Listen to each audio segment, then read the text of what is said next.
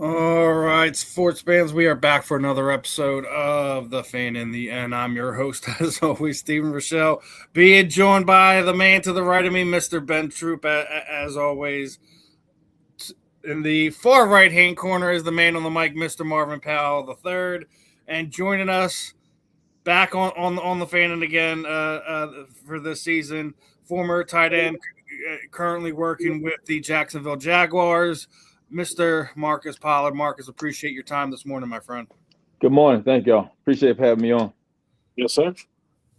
I'm gonna give it to these guys to kick this thing off, and we'll kind of circle back around. Marvin, you want to kick this one off, brother? Sure. Again, Marcus, thank you for joining us today.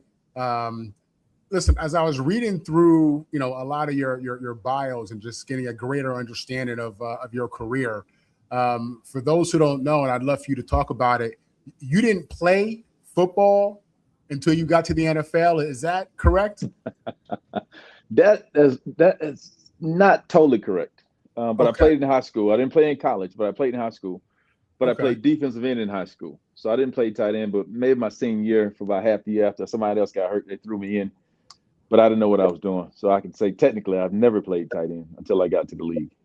And what's remarkable, I mean, the one thing that jumped out at me was, the NFL, obviously, super physical league. If you played at a major college like Ben did at Florida, like I did at USC, then you went up against NFL guys every day in practice. Forget the games, you know what I'm saying? Correct. And that helps the transition go from college to pro. You didn't play any college football, didn't compete or practice or get better at anything football related, but you go to the NFL as a tight end, and what you're known for is your blocking out the gate, which blew my mind, because I'm thinking, how does he go from high school football to NFL football? And when you look at the difference in physicality, I mean, it's unreal. And you would think a tight end who transitions from basketball is going to be a receiving threat, which you ended up being. But can you talk about that adjustment and just the physicality and how you were able to really survive, and not just survive, but thrive in that aspect of the game, having not played football in a couple of years? Yeah. And me not playing in college is technically not 100% accurate. I'm probably the most famous flag intramural football player in the history of flag football. So I do have that under my belt. Now the transition from, playing flag football in college to blocking in the league to come in as he's going to be a blocker. I had no clue on how to block, and Ben could tell, he can speak to it as well. Even though you face tough competition every day, for me, it was playing with some of the best, day in, day out, and to try to learn how to block. It was a skill set. To me, when I think about blocking nowadays, when I talk to young tight ends, guys in the locker room, guys in high school, I said blocking is a want to. It's just an attitude. It's like rebounding in basketball. That's what I equate it to. So if you want to learn how to block, you got to be willing to get a little dirty, a little physical. You're not going to get a lot of glitz and glamour and highlights from blocking, but to be an effective tight end, complete tight end, blocking has to be a part of the arsenal. Absolutely, man. Yeah, listen, you see these guys, Antonio Gates and Tony Gonzalez, basketball guys that transitioned, and the reality is they were known for really purely receiving, from my perspective at least. And you're someone who just came in there, and as a fullback, I understand, what it is to go up against a defensive end. You know what I mean? And I was blown away at the fact that was what you were known for out the gate, because it really speaks to your toughness and just, I don't know if it's the Alabama in you or what, but it speaks to your toughness, man. And I love that. Let me ask you this: growing up in such a football state, were you Roll Tide or War Eagle as a fan, or did you have other teams you were looking at? War Eagle all the way. In Alabama, you get two choices: Alabama or Auburn. And I live so close to Auburn that I end up just becoming a big diehard War Eagle fan. Right on. Yeah. I can respect that. My uncle Chuck played at Auburn for Pat Dye, in the late 80s. And other than USC, I will say I do root for the Auburn Tigers just because of that. I got. MP, where are you from? So, I grew up between LA and New York. Okay. My dad played 9 years with the Jets. So we lived in Long Island, near Hofstra, where they were practicing at. And then he went to law school while he was in the NFL. And after that, we moved to LA. He worked for his firm. So I went to high school in the San Fernando Valley at Birmingham High School. And then from there, went to USC. Okay. That's dope. Yeah, man. It was great growing up on both coasts. And, obviously having a dad who played in the league, it helped me tremendously. But yeah, East Coast, West Coast has been my life growing up. I got you. Yeah. I'm gonna come back to you with more. I don't want to hog this thing up. It's all good. I mean, we have this Marcus blessing us. This is the second time coming through. I gotta ask this. I mean, so okay, didn't really play in high school, right? Played defensive end. Didn't really play in college. But then football, you 14-year career, football career is over. You transition to the front office, which for most players, that is not how we train. We either go to coaching or we go away. You don't see us hear from us again. Yeah. Gus Bradley, Doug Marone, Urban Meyer, Darrell Bevel, Doug Peterson, Liam Cohen. I want to go to the Marcus Pollard School of Sustainability, regardless of the coach that comes in. How have you done that? Because you know how it is, Marcus. Most of the time when the coaching staff gets fired, everybody's going to strip coach everybody. Yeah. How have you had that type of staying power? 2013, a long time ago, man. I want to say DVDs were still around. I think 2013, if I can remember. But how has Marcus Pollard sustainability? How have you maintained that in a front office that, for most of us, we only know that's what the decisions are made and they have to be executed on the first floor. You on the second floor. How have you maintained that for so long? Yeah, that's a great question, Ben. I just think it's how I played the game as an asset to my teammates in the locker room, just trying to help guys get through issues they may have, being a hard-nosed person that, like you said, playing college basketball to making a 14-year NFL career. Some of those intangibles, I think I've made myself valuable to our organization because of my relationship with our locker room and having the ability to walk and address most issues or concerns they may have. I've actually done it. And a lot of times this time of year, I get, those crazy guys who's on the cusp, on the bubble. What are my chances? So now I can speak freely. Listen, I was a college basketball player and made 14 years of a career. So you just go out and do what you're supposed to do and let the chips fall where they may. So I think me having that ability to speak to them intimately about things they may be dealing with, I think just been a huge asset for me maintaining this role as long as I have. But even with that, you talk about we always talk about today's athlete compared to when we played, compared to how much different is a pro athlete in 2026 compared to 2020, compared to 2013. And we was talking about Travis Hunter before we came on, but how have you adjusted to the player? Because they say the hardest, not for you mostly, Marcus, but it's hard for a head coach to resonate with the player. I know they let you listen to music in practice now. The coaches don't know they don't know who that is. They know what they playing. How have you adjusted to these players to be able to say, look, y'all boys coming in with NIL money before you sign your contracts now. Some of y'all, how have you handled those type of high profile players? Yeah, I think the asset for me is having kids about their age. So I've been very fortunate. So when I first got in the league, I could still associate with some of those new guys coming in back in 2013 and having kids now the same age some of these kids coming through right now. I can kind of relate. Dad, that's not cool. Don't say that. Some of the slang that they use, I can kind of pick up on that. But I think having the ability just to adapt. And when I think about people like Coach Saban, I think one of the reasons he left coaching was because he couldn't transition anymore. He couldn't adapt to this new modern day athlete and just how they perceive things, how they want things, how they've gotten things growing up. And NIL is just a small example of how guys have changed from 2003, 2013 to 2023. So just that modern day athlete now, they accustomed to having money, having social media, having the ability to change their minds if they decide to go to a different school than they're at right now. So I think learning how to adjust and adapt to Generation X and Generation Y and X and Z has been an asset for me. And I just kind of get in where I fit in and listen to what they're saying and just meet them where they are. You you play with a lot of teams. You played with Peyton Manning. You played with Matt Ryan. You played with Dan Campbell in Detroit. Yeah. When you see that a guy like Matt Ryan's in the front office. You see what Dan Campbell is doing with the Detroit Lions. When we see these guys now, when you see who was the most influential player, if there was one that you played against, Peyton Manning is not allowed to do anything but be Peyton Manning. They pay him to be Peyton Manning. I'm not mad at him. It is fine. But who out of all the guys you experienced, whether that be a head coach, front office guy, teammate, which guy stood out the most to you, and have any of those guys had any influence on you right now? Yeah, that's a great question. Also, there, Ben. Coach Dungy jumps out right away. Among others, Coach Dungy just taught me how to stay this even.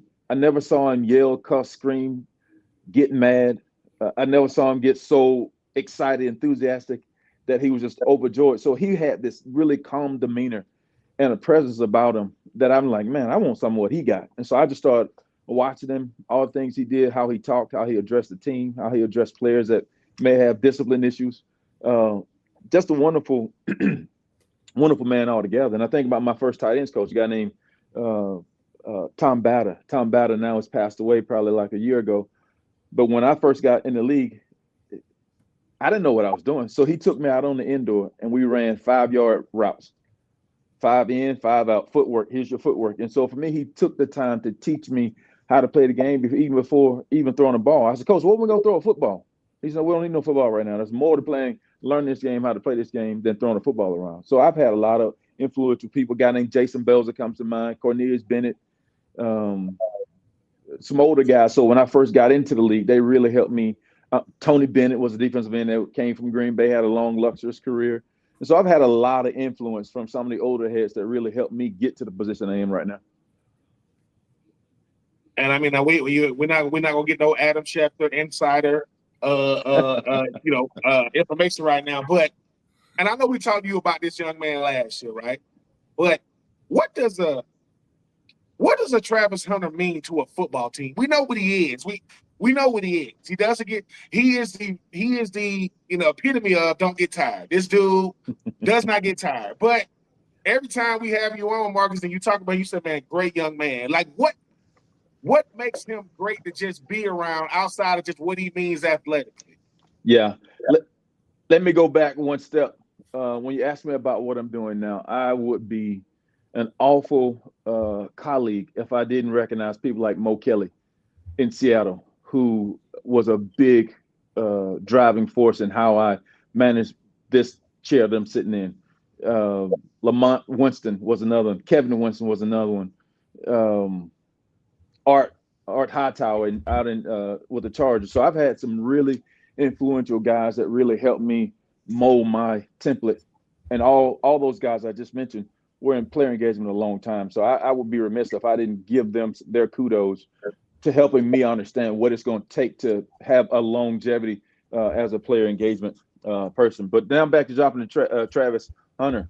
Travis Hunter to me is the epitome of what you want in the locker room. We was talking earlier before we got on the air if he was going to play. Now I don't think he's going to play, and I think if they don't play, they better hide his shoulder pass. And Ben, you mentioned he may have a second pass somewhere, but that's just the kind of kid he is. He's a hard worker, never gets tired. I'm like, bro, how you go on both sides of the ball? How you retain all that information? You guys know how extensive a playbook can be, and for this guy to retain all that information and then have to go, every other play, having to learn formation and shift, because our offense in itself can be very complex.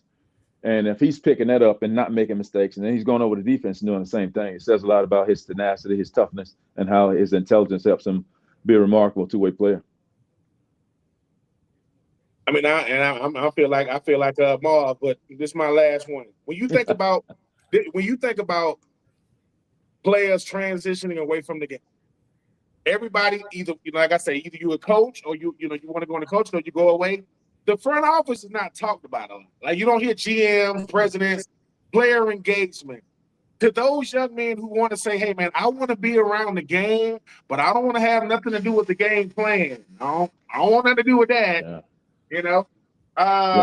What would Marcus Pollard's, what would be your, because let me say it the right way. It's not that they're gonna be, because sometimes when you in your 20s, Marcus, and even this too, Marv, we don't hear we can't. We just hear, I just got to do this and I'll do that. No.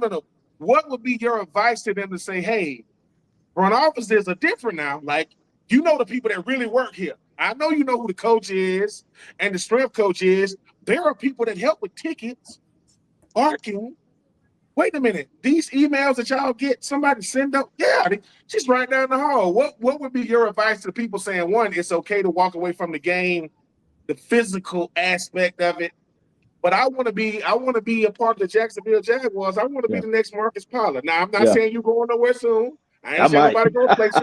You know what I'm saying? But what would be your real advice to them? Because I think for most players, most of us, we want to be around the game, and what we really want to say is we want to keep our job. And I want to grow old in this seat.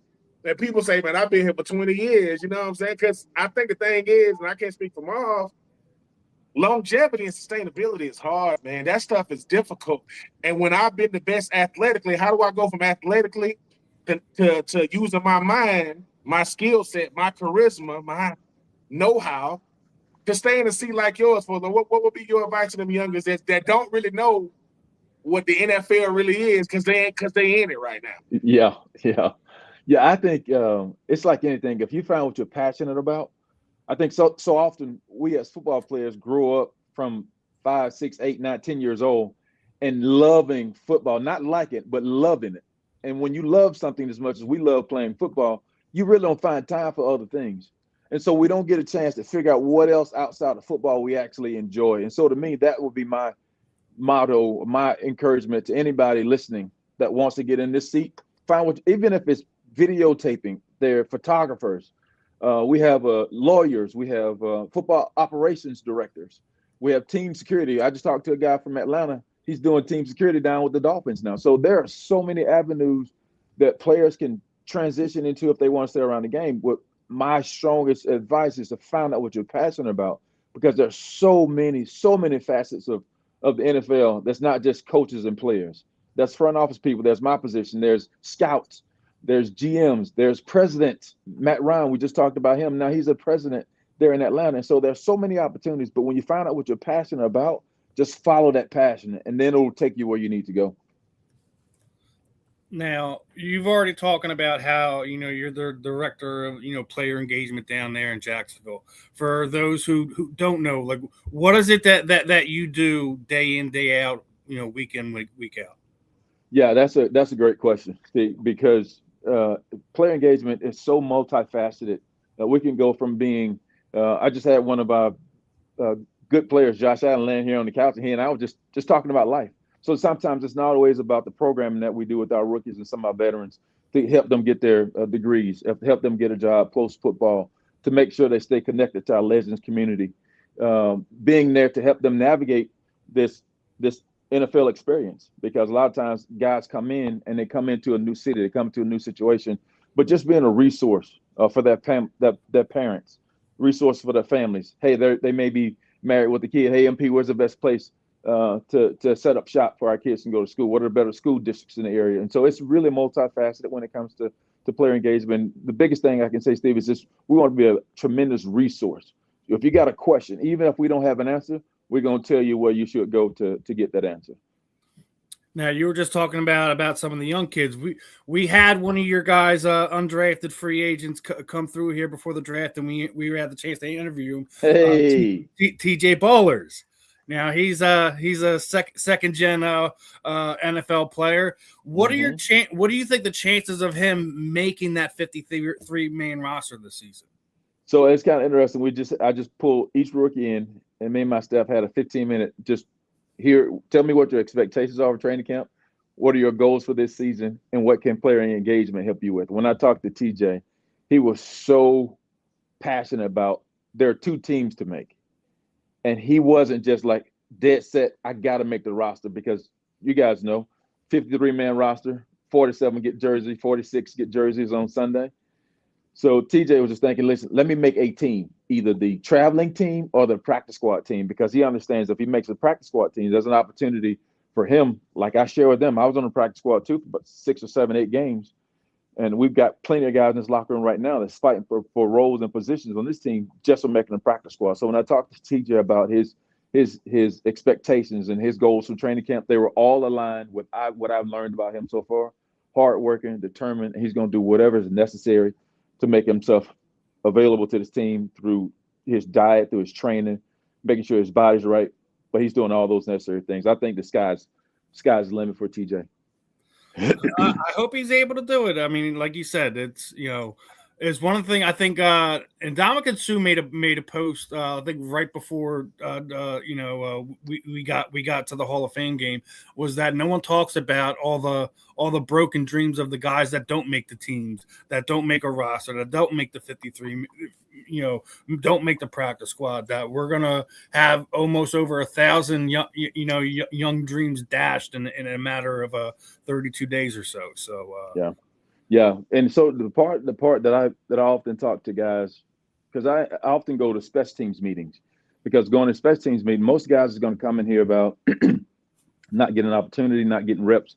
How can I make the team? I always point back to special teams, because if you're a young guy coming in the league, that's how I made it. A lot of us just made our way through being on special teams. And when they come in here and they feel disheartened, I always tell them, this is the only thing you can control: your energy, your attitude, and whether you make mistakes or not. And after that, you can't control who makes a team anyway. So why worry about it? It's easier said than done. But when I can sit in this chair and say, I did it. I know if I can do it, you can do it. And so for me, that's still encouraging. When they hear me say that, it kind of lifts them up. Okay, now they can make the next step. So it may be 2 or 3 days. Now they may circle back. But now it's the same conversation about enjoying the process. And I think when you just enjoy the process and don't worry about the results, you're not results driven.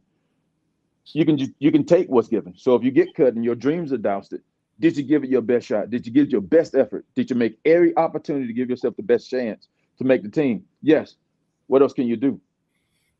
Some guys are just more talented. You know what I mean? Live in the moment. It's just that way. Yeah. One thing I'm going to wind up asking all you guys, obviously, Hall of Fame just went by. Everyone had their got their gold jackets, got their bus, made their announcements. But during Roger Craig's announcement, he basically said that he's got the dementia prognosis coming on right now. We're seeing a lot of cases where we're seeing guys, early set Alzheimer's. Chris Johnson, came out with his ALS diagnosis. So we're seeing the ice bucket challenge making its rounds again. It's not something you guys know, like this is definitely going to happen, but it's a possibility that all NFL athletes sign up for, is that potentially there's going to be some type of long-term effect. It's something Marvin says all the time. The human body wasn't meant to play football, but I mean, it's NFL is the biggest professional sports in North America, in my opinion. What are your thoughts on Roger doing that at his Hall of Fame speech, though? Yeah, I think it was to each his own, and you're given a platform to discuss any topics in that moment that you feel are on your heart, whether it's thanking a coach, thanking a teacher, thanking your teammates. But also, I think it's an opportunity to address some of the issues that could come up later on in life, and to sweep it under the rug. I think so often we've done that as athletes. Oh, I'm not hurt. I can get through this. I had a concussion, but I still want to go play ball. Just what we talked about, Travis, about hiding his pads. We all get an understanding that it comes with the territory. Mm-hmm. And I think I have to commend Roger for taking the time to address the issue. And it's not something that is going to go away as long as there's football. There are going to be instances where guys are getting hurt, where there may be issues or delays that we have to fight out later on in our careers and our lives. I just think it's part of it. Sad to say, but it's just part of what we do, what we signed up for as athletes and professional football players. And I just commend Roger Craig for bringing some awareness to such a sensitive topic. Marvin. The movie Concussion has changed and shaped so many people's view on football, and while I do not disagree that if you play this game long enough, it is absolutely possible that you can help, bring upon some type of mental issue, health issue, head issue. Okay. I do not deny that at all. And like Marcus said, even with all that, players love this game, and you know what you signed up for. And if you asked many players, knowing what you know now, would you still play? Many, like myself, would say yes, all right, because you know what this is from the get-go. You know what I mean? The NFL is known for a long time and didn't tell players certain things. That was really an issue. But, you know, and I hate it for Roger Craig. I grew up a huge Roger Craig fan. I saw him in his prime. I watched him religiously from Montana and Rice and these guys. And I hate to see what he's going through. People who don't play football get dementia too. A lot more of them get it than football players. You know, this just happens. What I don't like is just how how the game becomes demonized and it's bad, and and people just their perception of everything just gets skewed, in my opinion. So when I hear players come out, like Marcus said, it's their platform, their moment, their truth. I hate to see Roger Craig going through that as a human being and as a guy who I used to idolize, still do. He's one of the best to ever do it, one of the most underrated running backs in the history of the NFL, period. But yeah, it breaks my heart, man. It breaks my heart. But this is something that people go through who play football, people who don't play football. You know what I'm saying? Yeah. We have a beautiful game. We have a beautiful game. Yeah, go ahead. I'm sorry. No. I'm sorry. I thought it was – go ahead.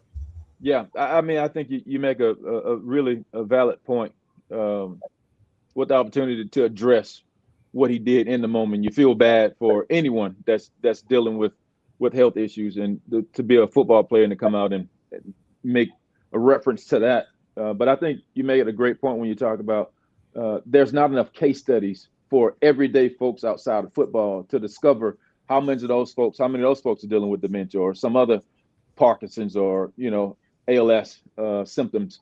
So we only have a small sample size of guys who have those issues, and so sometimes it's being directed back to concussions in football play.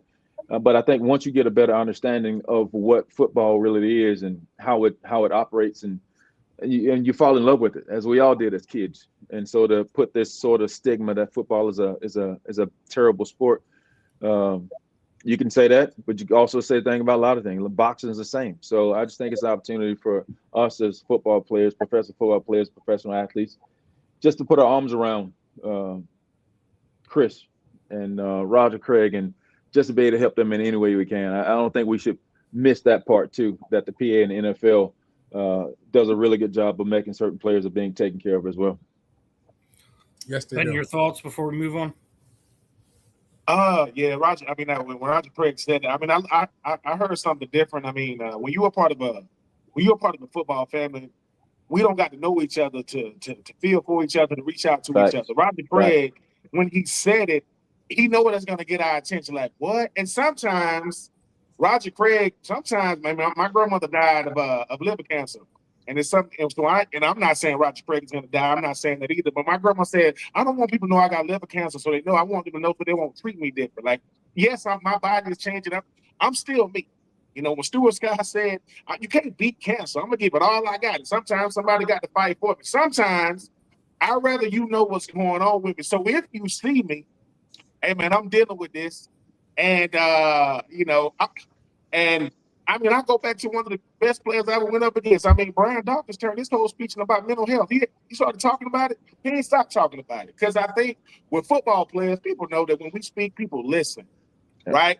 And I don't think no football player blames it. I think you make a great point, Marvin. When you look up the word dementia, Roger Craig gonna pop up. It says at these ages. Now we may speed it up. It might not happen to us at all, but football players gonna do a lot of things. They ain't gonna make excuses now. They gonna say, hey, man. You know what I'm saying? It happens. I mean, my brother and father was in the military.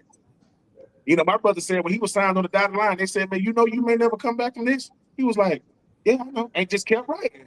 You know what I'm saying? So I respect Roger Craig even more, because sometimes Roger Craig goes, it's a face to everything, right?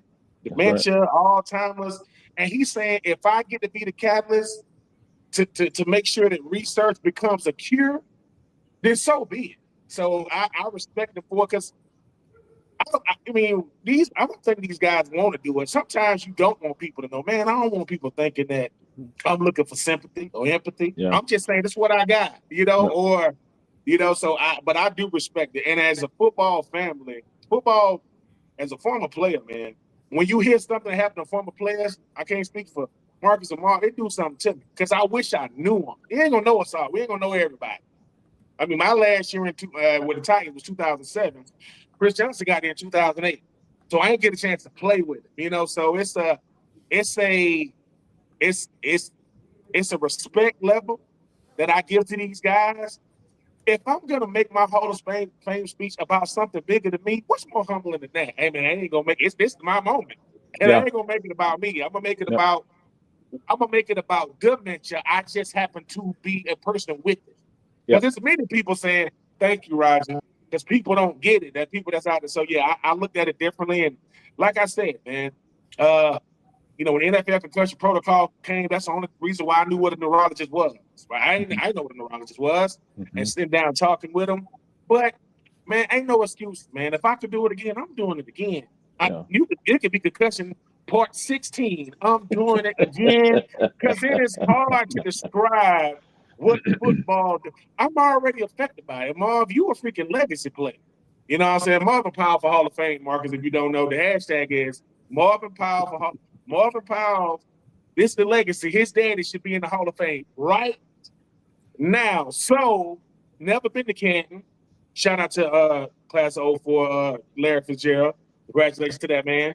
But when Marvin Powell goes in and his son right here I'm gonna be there. My wife ain't gonna know what's going on. She gonna be like, "Why are these people here?" Don't worry about it. Just sit down and listen to the speech. But no, Roger, I know I never met him, but the first 1,000, right? 1,000-yard rushing, 1,000-yard receiving in the season, and he's gonna get flooded with love. He's gonna from football players, different people. But yeah, it was hard to hear him say that. But I think Roger was like, if I don't tell people, man. Because I think he's speaking to his family, too. Because, we got family members that really don't be around us. And they saying, dude, like, every time I come around, y'all, you be like, why you be, man, I got dementia. You think I want to tell you that? I don't want to kill the mood, right? But, no, I respect it. And he's not the first. He won't be the last. I hope that any football player, whatever you're dealing with, going through, man, use your platform to speak out, man. Go to the PA meetings and different things because football is a very, very lonely place, man. It could be a very, very long because there ain't too many people like you. And your family members can see you, but they don't really understand. They don't know what don't know what it's like. Expectations in football is different. I don't compare it to the NBA. I don't compare it to MLB. Nothing against them. But that's Michael Strahan right there. Oh, that go Brian Urlacher right there. That go Troy Polamalu right there. Oh, shit. That go Osimhen Yuri right there. That go this bum named Dwight Freeney that I got to deal with. And I use bum, figuratively, not literally. So people don't get the fact that, hey, man, I appreciate the pressure. The pressure took my mind off the pain. Yeah. And the pain was there, but I hope the Roger Craig still live a long life, man. And I hope that he comes back and say, hey, man, because of what I said in my Hall of Fame speech, I am cured of it because we have a cure now. Because people ain't ready for that, right? Let football players be the reason why cancer research become cancer cures. They really going to be pissed. Like, what? These dudes? All these doctors and they did it? Yeah, dude, because we're going to keep knocking on the door. So, and I hope it's a cure for all terminal diseases, especially ALS. Especially that. And Parkinson's and different stuff. But congratulations to that, man. I'm happy that he got his flowers while he can still smell them. And he say, man, I'm in the hall, and if I got dementia, we was going to love on you no matter what, Roger. Now we really going to love on you. Now you're going to be telling people, stop calling my phone, man. I know you love me. You know what I'm saying? I hope we become bugaboos to him, man. I really Yeah.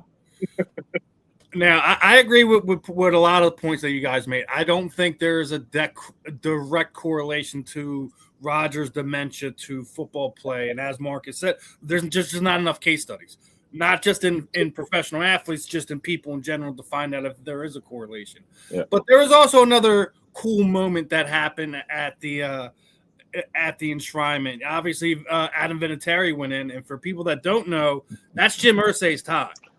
So a lot of people may think Adam Vinatieri as a Patriot, but I think he's just as known as being a Colt as well. Yeah. So I got to ask you, Marcus. Obviously, that's also one of your alma maters there. What do you think about Adam's speech and wearing Jim's tie up there? I think that is a cool little touch to it all. Oh man, that I didn't realize that was Mr. Irsay's tie. That makes his speech even better. Adam is competitor. They showed a highlight of him. You get these Hall of Fame moments, and they start addressing old footage. And I saw him walk down Herschel Walker to keep him from scoring a kickoff return touchdown. I thought that was pretty remarkable. How a kicker catch him and tackle him, keep him from scoring a touchdown was pretty cool. But when I think about a legacy of somebody like Adam, when it comes to kicking, how efficient and accurate he had to be, and how sometimes that quarterback, kicker, and DB in my mind are the toughest three positions to play because you're the hero of the GOAT in every scenario. His speech was awesome. I was really blown away when the comment he talked about the holder. The only person can hold his balls other than his wife was pretty funny. He had a bunch of funny ones. Yeah. That Pat McAfee one. That Pat, because he knew Pat McAfee was a good one. Yeah, that was a good one. So to me, for him to take an opportunity to remember legacy with Mr. Irsay and him going into the hall himself a few years ago to wear that tie and to have some fun, on that platform too. It's not all about seriousness, but also showing a little bit of your personality and things you want to address. So I thought it was a really cool speech. I think it's weird that I think he's only like the third kicker ever to be put in the Hall of Fame at this point in time.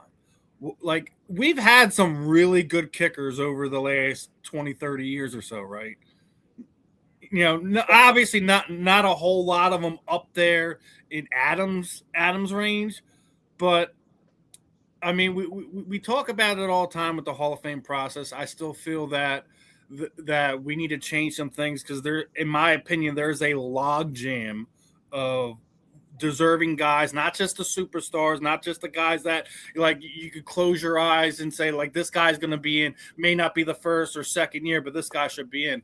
Do you think that there should be something changed with the voting process, or even with allowing like having a cap on how many guys come in each year? Like, we had a year where we only had like 2 or 3 inductees, but then you have like you put the senior committee along in line with the coaches, which I don't really agree with. I don't think you should have that. I think you should have an induction process where you have anywhere from 5 to 10 of them. If there's 10 inductees that year, there's 10 inductees that year. We're Ben sitting there, every week on the show talking about Marvin's dad. Marvin's dad was not only a great player, but he was also an NFLPA president. Why are we still having conversations like this? I say it all the time. Guy here in who played here in Phil, Seth Joyner. Seth Joyner's got as good stats as better stats than Patrick Willis, and Patrick Willis should have absolutely been a Hall of Famer. So why are we talking about Seth Joyner here? Not even in anyone's conversation. So yeah. I do think there's something fundamentally needs to be changed with the voting process. Whether we take it out of the writers' hands, we put it more into former Hall of Famers, NFL veterans, etc. If you were in charge of that process, what would you do to kind of make it more friendly for the people that gave their blood, sweat, and tears to the sport? Yeah, it's very similar to, is there a right way to do, if we're talking college football? So, well, it's just picking one national champ. Then we went to 14. Now, here we are now at 12. And then they're talking about expanding it even more. So to me, I don't know if there's really a right or wrong way to do it. However, I do think there's a necessity where you do put coaches, players, and executive in different buckets. And maybe if you just take one executive and one coach and then maybe 3 or 4 players. But what I do can appreciate the emphasis put on getting into the hall. I look at it like this, and this is just how I see things. I can be a little messed up. If there's a line at a nightclub to get in, ooh, what's going on in there? Everybody ain't getting in. But the fact that somebody's standing in line as I'm walking by, I want to be in there. So for me, it takes the standard of what it takes to get to Hall of Fame to another level because everybody's waiting to get in. It's only exclusive for a few people. And for me, that's the thing that makes getting into the hall even more special because there are a lot of people waiting in line to get in this club. Men, women, if you're 18 and above, you got to wait your turn. And if you're going to get in, you're going to get in. But to me, it's something exciting about having that long line. It says something special about getting into the place. Ben and Marvin, if you want to add to this. Yeah, so actually I want to switch gears and get back to Travis Hunter. So, in football, in high school football, it's normal to play both ways. In college, it's not as normal, but many people have done it. In the NFL, not so much. We all know Deion Sanders was effective as a receiver when they used him in Dallas, and obviously arguably the greatest shutdown corner ever. With how rare it is, Marcus, why do you think that Travis Hunter is built for that? Why is he literally one of tens of thousands to ever approach this thing as a two-way player? Why is he special and different considering his size and all the things that we hear about in the media and with the fans? Yeah, I think Travis has the intangibles to help him. First of all, he's done it since he started playing sneakers. I mean, since he put on cleats. He's probably played both sides of the ball. So getting here to this level, it speaks to his intelligence, because how smart you have to be to learn two playbooks. I had a hard time learning one. If he can learn two, that says a lot about him and his learning ability. Two, it says something about his tenacity of how important football is to him. And then three is his love of ball, because if it gets hard, I'm certain there are days where it gets hard for him. Like, man, I really don't want to do this. But his love for football and his want to be special is what's separating him from most other people with the same sort of ability or opportunity. Understood. Do you see the argument regarding his? I mean, Deion. People don't know, Deion is over 6 feet tall. Deion's not a small dude. You know what I'm saying? Right. For people who argue about Travis's size and potential durability, and you look at the difference between college and the NFL, it's not the same. Very similar, and he played for, you could say, he played in the Big 12. So he played in the major conference against world competition. But do you see concerns with his size, or do you think that's something that he'll just deal with because he's been doing it his whole life? I think it's something he'll adjust to. He went from about 175, 180-ish kind of last year. He's 192 right now, and so he's muscled up, put on some muscle. Got a little bit thicker because I'm certain he hurt that big whole off season. So he came in a little bit heavier. And I think he'll maintain somewhere about, high 180s this season because it's important to him. People kept telling him, hey, you too light, you too little. And he did something about it. And to me, that's just the kind of guy he is. One more question. So last year, the Jags went on a serious run. You had a very good regular season. Trevor Lawrence, there was probably a 2-week period where you heard whispers, of possible MVP. This guy was balling so much. Why do you think the Jags offense is going to be able to come back and be as productive even without even in losing your running back ATN to the Saints? Do you see this offense putting up those points like it did last year? Yeah, Mark, that's a great question. I think we have the ability to put up points. We have a good young running back room, good stable of guys that's in there. Travis Etienne was exciting, lightning, explosive running back for us, and his value, his additions to this team and the offense will definitely be missed. Just like any other team, you lose players, you got to find a way to manufacture some more points, some explosive plays, and I think we got a good group to do it. I think Trevor Lawrence is on point to have another spectacular season. Coach Cohen has done a really good job of simplifying things for him, and so whenever he's in a position, we repped it so much, he knows exactly where to go with the ball. And I have to add, our defense is probably going to be in the top. So I don't want to say the top, but the way these guys have attacked training camp and our offense has really shown that they're going to be a really good defense. So when you got a really good defense, you got an offense that can run the ball and be productive. And we have 3 of the best specialists in the league with our punter, our kicker, and our long snapper. So that makes our special teams even that more of an advantage for us as it relates to the opponent. And so I'm really looking forward to what we have in store for the season. I think it's going to be a very productive one. Ben. Right on. No, even the Hall of getting back to the Hall of Fame conversation. We've had this conversation a lot over the years when I was on ESPN Radio, and it came down to somebody said something. Somebody said the difference in Hall of Fame and not is this. A non-Hall of Famer is a person to say, who is that? And somebody will tell them. A Hall of Famer, somebody will say, do you know who that is? They won't, like this, you don't realize who this person is, and they'll look at you and say, and even if you don't know what they're talking about, they're going to give you that person's history. Like the other day, I seen LaShawn McCoy on his podcast saying, if I had to pick between Jerry Rice and AB, Antonio Brown, I'm going to pick AB. They said, let's shut the Well, here's the thing. They wanted to shut the show down because Jerry Rice had more yards after 30 than AB had his whole career after age 30. They're a Hall of Famer. A Hall of Famer is the type of person to where somebody goes, "Oh man, he ain't that good," and somebody, "No, he was." Like, wait,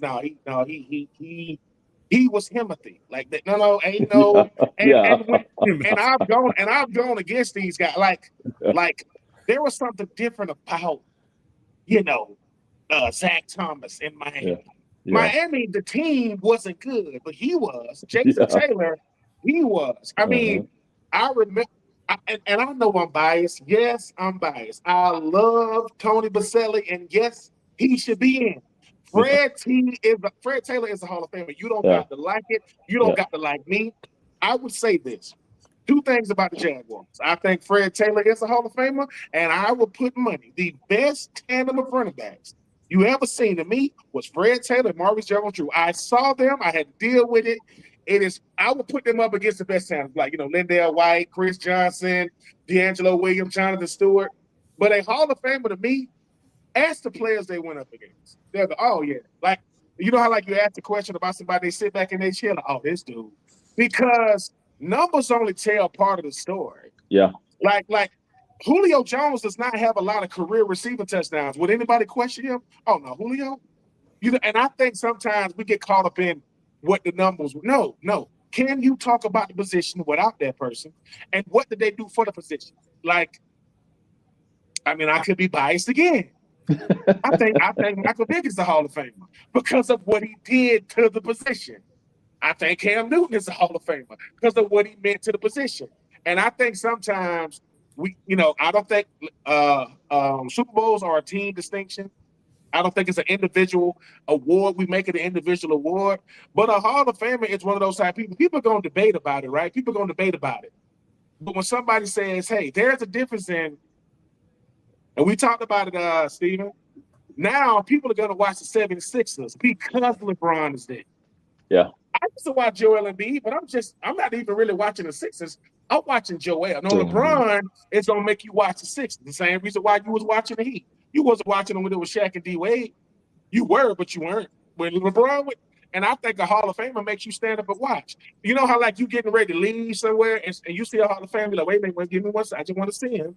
I want to see what he does. Because it's a beautiful thing to watch. So, like I say, Marvin, when your father gets inducted in, sir. Yeah, when he get in. Call Kleenex and get an endorsement with him. Because it's gonna be, and don't hold back because it is listen, I was blessed, very humble, to be inducted into the Florida-Georgia game Hall of Fame.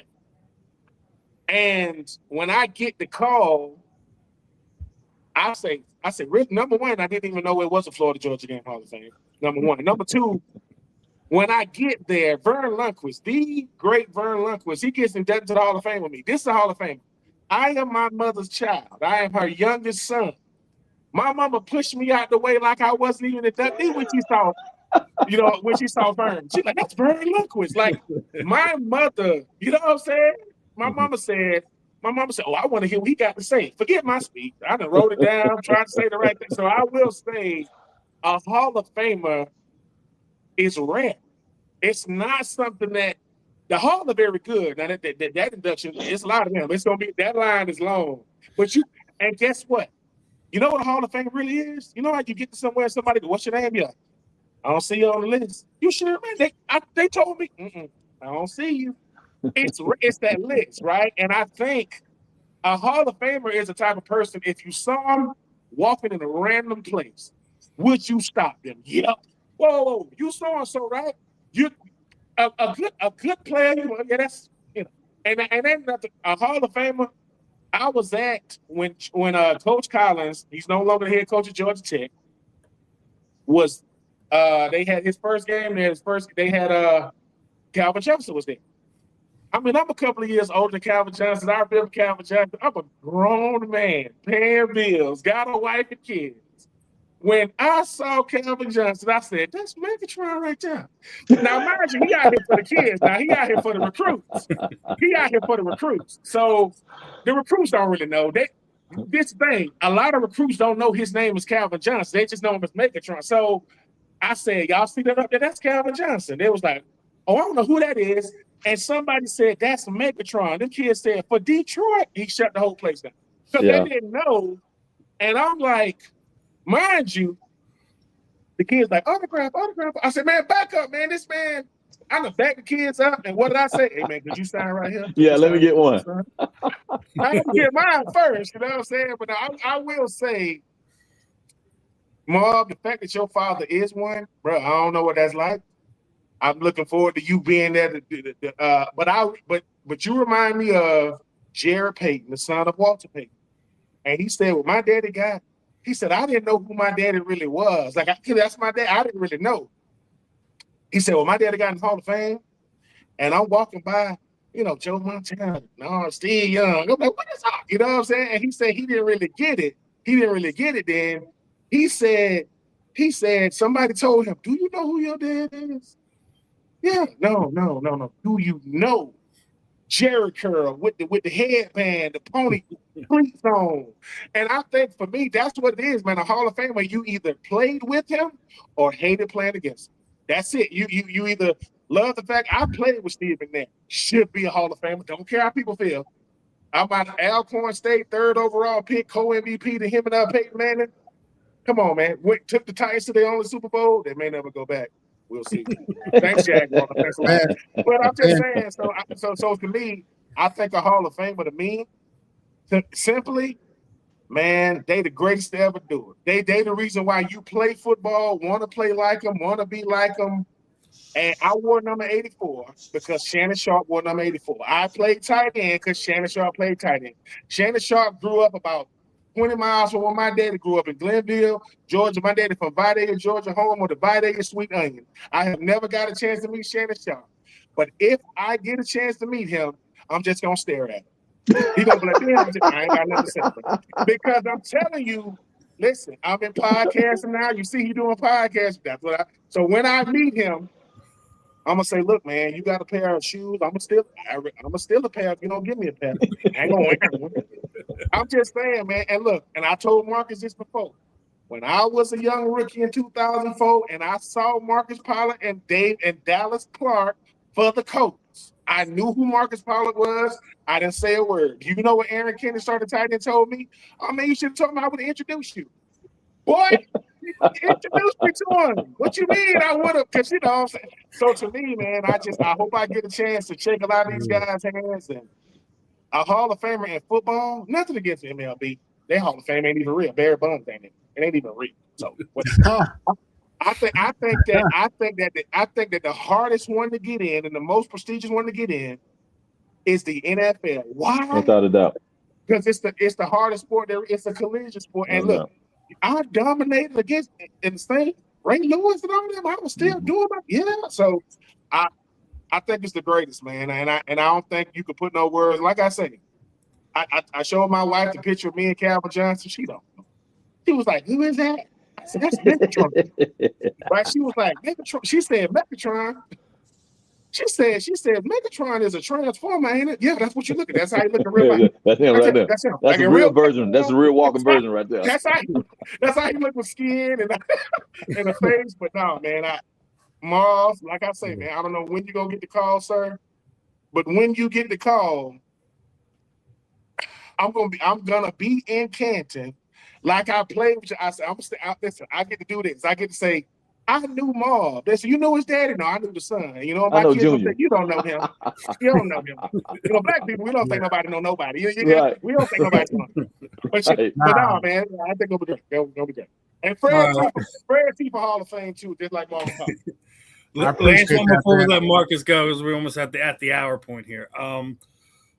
news that came out this week about some things some NFL players were involved in. We talk about a lot of times, proper investments for athletes to protect themselves, to protect the money they make while they're in it, and make money so they have something after the game. Well, obviously it came out this week that former Arizona Cardinals GM Steve Keim was involved in a scam that took the money out of Jalen Carter, Nakobe Dean, Terrell Edmonds, among a few other ones. But they did say this week that one of the partners who was involved in that has passed away, unfortunately. Does this make things harder for some of these athletes to get into some of these investments when you have situations like this from somebody who obviously was in a situation to have more access to these athletes and obviously didn't do right by them? Marcus, what are your thoughts on this whole situation? Yeah, and I hate to make light of anybody passing, but when you are in a corrupt industry and you are doing deceitful things and misleading people, my man effed around and find out. F with nobody money. That's one. Two is I think there are so many different avenues where if a guy is doing business with somebody, whether they know him or not, there's ways to check and balance before you decide to do any business.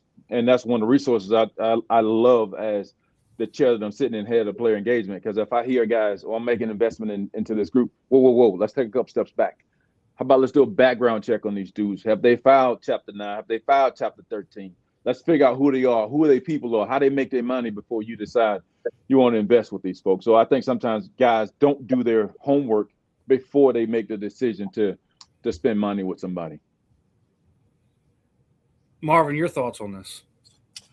Man, it's unfortunate. In every industry where that's profitable, you're going to unfortunately deal with men who lack discipline and character, and the money will expose that. It is what it is. You know what I'm saying? It happens, in all major corporations to some degree, but in the NFL, in this thing where, amongst the players, you have a brotherhood, and, when you deal with coaches and owners, you want to believe that you're dealing with men of high character. And what you realize is that you're dealing with just human beings, undisciplined human beings like you have in every aspect of life in every industry. It's unfortunate. I hate it for the players, so much. There was such an idea about, athletes not being good businessmen, not being smart businessmen.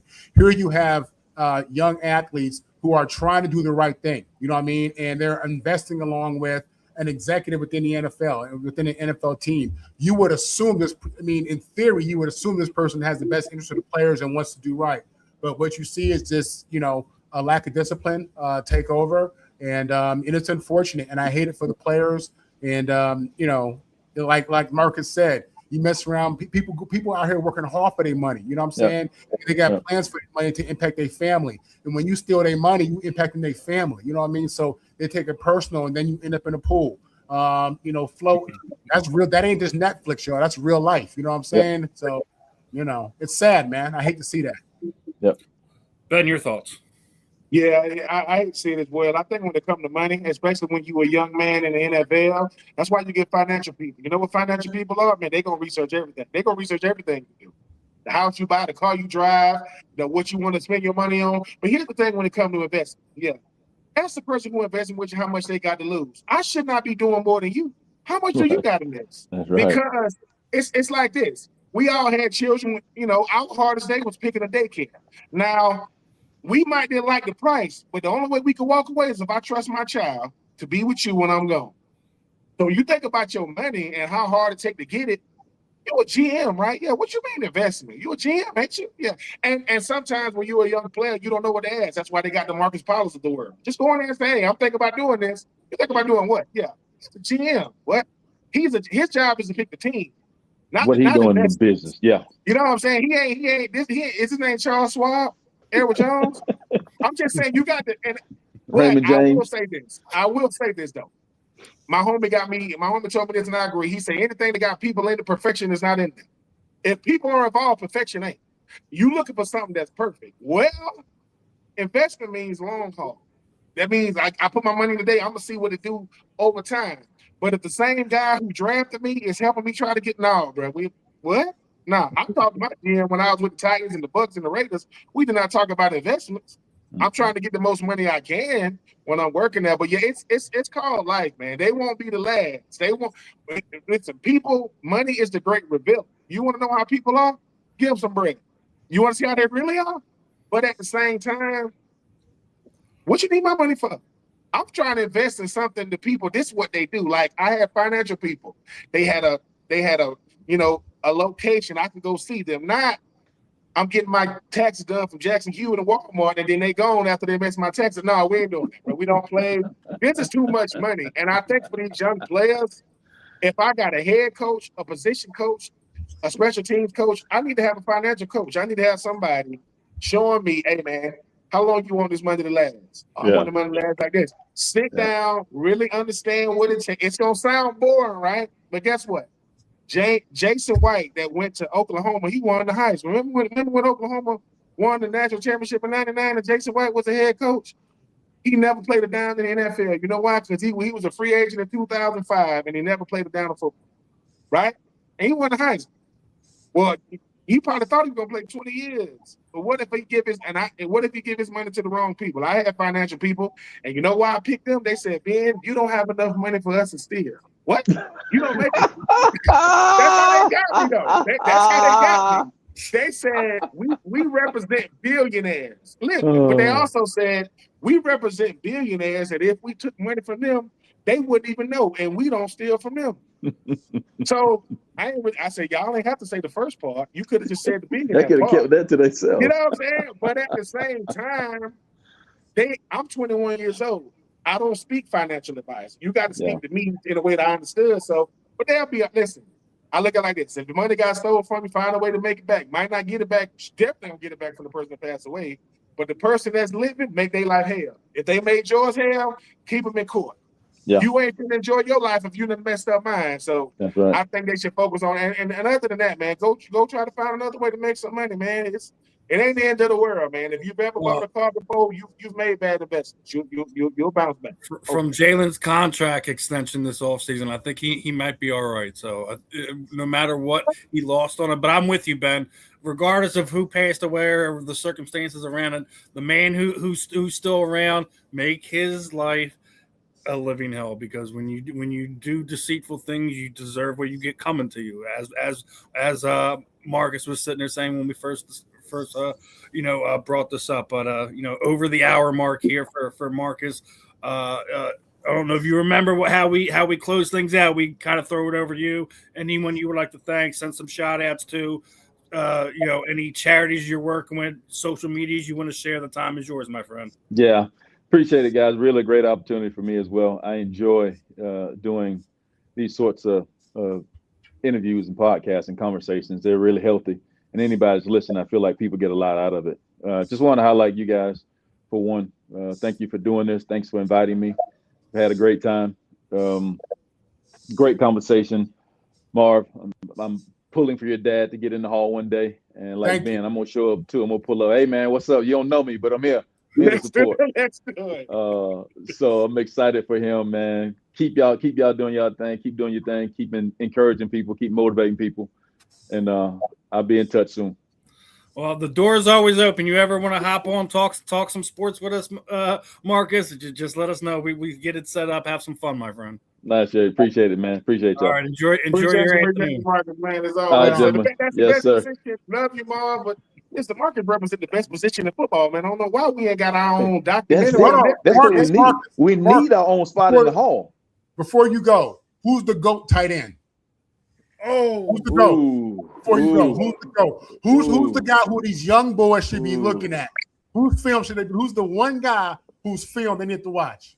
Other than you. Today, modern tight end or period. Period. He's saying all time. Oof, period. Whose film should they be watching when it comes to run blocking, running routes, catching that rock? Man, that's a tough one. Hey. I mean, I like to say Gronk because I think Gronk is a really good mix between run and pass. But Shay did it at a level. Shannon Sharp did it at a crazy level as well. Man, I don't know, man. That's a tough one. Mark Barraro. I mean, I just listen. I don't know. Me and Ben talk about Mark all the time on here. He doesn't get enough I love. don't know, man. Don't get enough love. TJ. Hey, Marv, you see what you listen? Marcus is a true tight end. That when you ask a tight end who's the GOAT, what you're really saying is, look, man, you making me pick that, man, because it's so many of them. It's so. What's up, TJ? What's up, baby? What's up? We're just talking about you. What's up, Mark? What's up? Hey, you doing good down there, youngin? You doing? They treat you right down there? Yeah, doing great. All right. You done got adjusted to that Florida heat? Man, yeah, had to get adjusted quick. Uh-huh.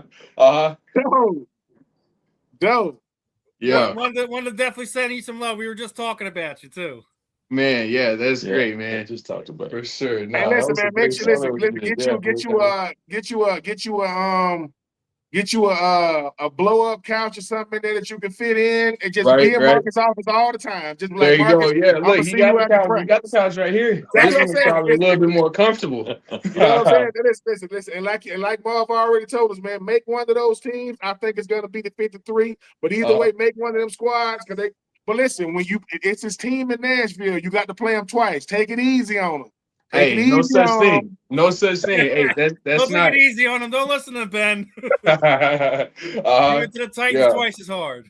Exactly. All right, man. Good to see you, man. Yeah, for sure. You too. All right, y'all. Take care. Yes, sir. Appreciate y'all, boys, man. It's been real. Likewise, we'll be in touch, Marcus. We'll have you on again here soon. Sounds good. Love it. All right. Take care, man. All right, later. Thank you. All right, that was Marcus Pollard, yo. Obviously, a little shout out at the end there with TJ hopping in there. Anyone who's watched the program enough, we had TJ on here prior to the draft. Couldn't be happier that he gets that opportunity to make the team down in Jacksonville. We'll see how that all plays out. But I wanted to ask you guys this one. I came across this yesterday. It just blew my mind. What is the weirdest thing you've ever found in your equipment? I read this story. I know what you're talking about already. Yeah, I mean, dude, how do you beat this? A high school football player had a practice for an hour, and he had a freaking cottonmouth snake in his helmet. Is this in Arizona? Where is this at? No, it's not in Arizona. You know what? You know what's crazy? I wouldn't say something that I found. I learned.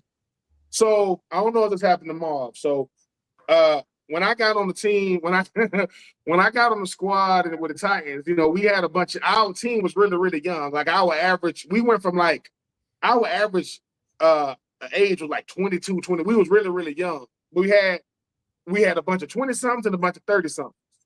And they didn't really rookie haze us for real. They didn't, it was subtle. We didn't know that they was doing it. So at the end of one practice or whatever, I put my helmet on and I could smell powder. I can't see it, but I can smell. I'm like, I said, y'all smell powder? Like, no, but I had to get interviewed out. And so I take my helmet off and I got a freaking powder streak going down the center of my head. Now, I don't know this. My teammates coming up to me, congratulating me or whatever, you know what I'm saying? It ain't like now when you can see yourself in the camera, they got the big cameras, you can kind of see it. And I go, back when people used to watch the news, go home, watch the news, I turn it on. I was like, okay, let's see what's up. Let's see what I said. I go, I look, what in the world? Them boys done stuck the Johnson & Johnson in my helmet. And I'm sitting here like, bro, y'all doing me like that? Like, what you mean, Troupe? You didn't know? I said, I smelled the powder. I just couldn't. I ain't never, that's crazy. I mean, that's dangerous too. I mean, thank God he had a wherewithal, because most of the time, Marv, you don't even look at the helmet. You kneel down, you just take it, stick it on your head, and run back in the game. Man, I ain't never. Yeah, powder. If you got bit in the head, that could have been very. Well, that would have been a little. I mean, you got a snake in your helmet. What? That's what? Like that's nuts. That's nuts. What about you, Marvin? You ever had anything weird happen with your equipment like that? Fortunately, no. But when I read that, man, I was like, you talk about God is good. That's unbelievable. You know what I mean? And he had it in his helmet. The dude had the snake in his helmet for like an hour. You know what I'm saying? And I'm thinking he played an hour of practice with it on. It wasn't like he found out and seen it and like, yo, man, it was after the fact. So like first off, this was on his head with the snake in it. Yes, he played practice. It was inside of the helmet. Freaking God. Yeah. No, you know what? Whatever helmet company that is, that young man need to get an NIL with them. Because good. Yeah. What helmet company was it? I'm not sure it was, but whatever the helmet company is, they better start some marketing. We will protect. Okay, so I mean, number one, that's a very, very was it cottonmouth? Yeah. Right. And cottonmouth, that's dangerous. Either he got a lot of hair or that's a very cooperative cottonmouth.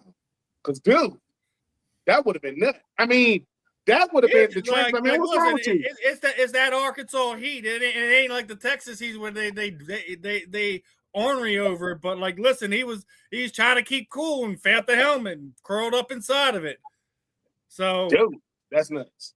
That's nuts. As Marvin's saying, that God watching through the corner I like how right Steve, there, you asked Marvin. I like how you say Marvin. You want Marvin? No, Marvin. No, like that. No, maybe a spider or a bug or something like that. I ain't never done with nothing like that. If I got a snake in my helmet, this is my last day. I'm done. That's it. This is my call. It's time to go. It's time to try something else. This is crazy. That's nuts. Dude. Yeah. I'll tell you. Not to take us left, but there were stories in the 1920s and 30s before they had the plumbing right in New York City. People who could afford it sitting on toilets and snakes coming up through the pipes and through the toilet. Oh, yeah, a lot of biting incidents. I'll leave it at that. These are true cases. Yeah. That's all. Yeah. Make you never want to put a helmet on again. I'm trying to tell you. Toilet again. Jesus. So, New York City, something serious too, boy. Them big old, I don't know about snake. Them rats up there in New York, but them things they're on steroids, right? Jesus. Like I say, when I was up there and I'm walking down side street and I see the rat, I'm like, that's a rat. That's a small dog. Jesus. That's all. New York is crazy. New York is nuts. We're going from that to, if I'm a Bills fan, I'm not happy right now, right? So I don't know if you guys seen some of the views that come out and stuff like that, but you spend $2.2 billion on a new stadium. You should probably make sure your fans can see the whole stadium. This is just one of the many views that has come out. There's multiple areas and seats that have obstructions where you can't see the whole field. How do you design and spend that much money on a stadium? No one's going to buy them seats. No one's going to buy them seats if they can't see, the other end of the field because the hangover from the next set of seats is blocking their view. I'm going to start off with Ben on this. First off, the Bills are a budding franchise that is trying to ascend to that next level, right? New stadium, great. Gotcha. But this is an utter failure on multiple different levels. Ben, what are your thoughts? What do you say? The curse of the Bambino? This is the curse of Jews. You better do right by OJ. You want to have a stadium that you ain't got no resemblance of OJ Simpson? That is the curse of Jews. And until you do right by Jews, I hope you can't see the stadium. That's right. How you going? We ain't gonna put nothing to OJ Simpson. What? And with the Buffalo Bills, and look, once again, the common sense committee has shown its face again. Just because people think, hey man, these people, these some of the smartest people in the world. No, they not. These some of the most talented people. No, they not. You gotta think about this. When you were building this and you stand there, you look, hey man, listen, can you see me standing right here? No. Can you see me standing right here? If you can't see me standing to the right of you, you can't see the stadium. You can't even see the players. So and look, the Bills, y'all better come up with a way to do right by O.J. Simpson, or forget that stadium. You know what I'm saying? Because ain't nobody trying to be y'all got a new stadium. Y'all trying to get rid of the legacy of the players that built Buffalo. The reason why people watch Buffalo. So, yeah, but that's nuts, though. These billion-dollar stadiums, once again, if you want to know how to make a stadium in the NFL, go look at some of these college stadiums. They'll show you how to do it. They will show you how to make a stadium because that's what they do.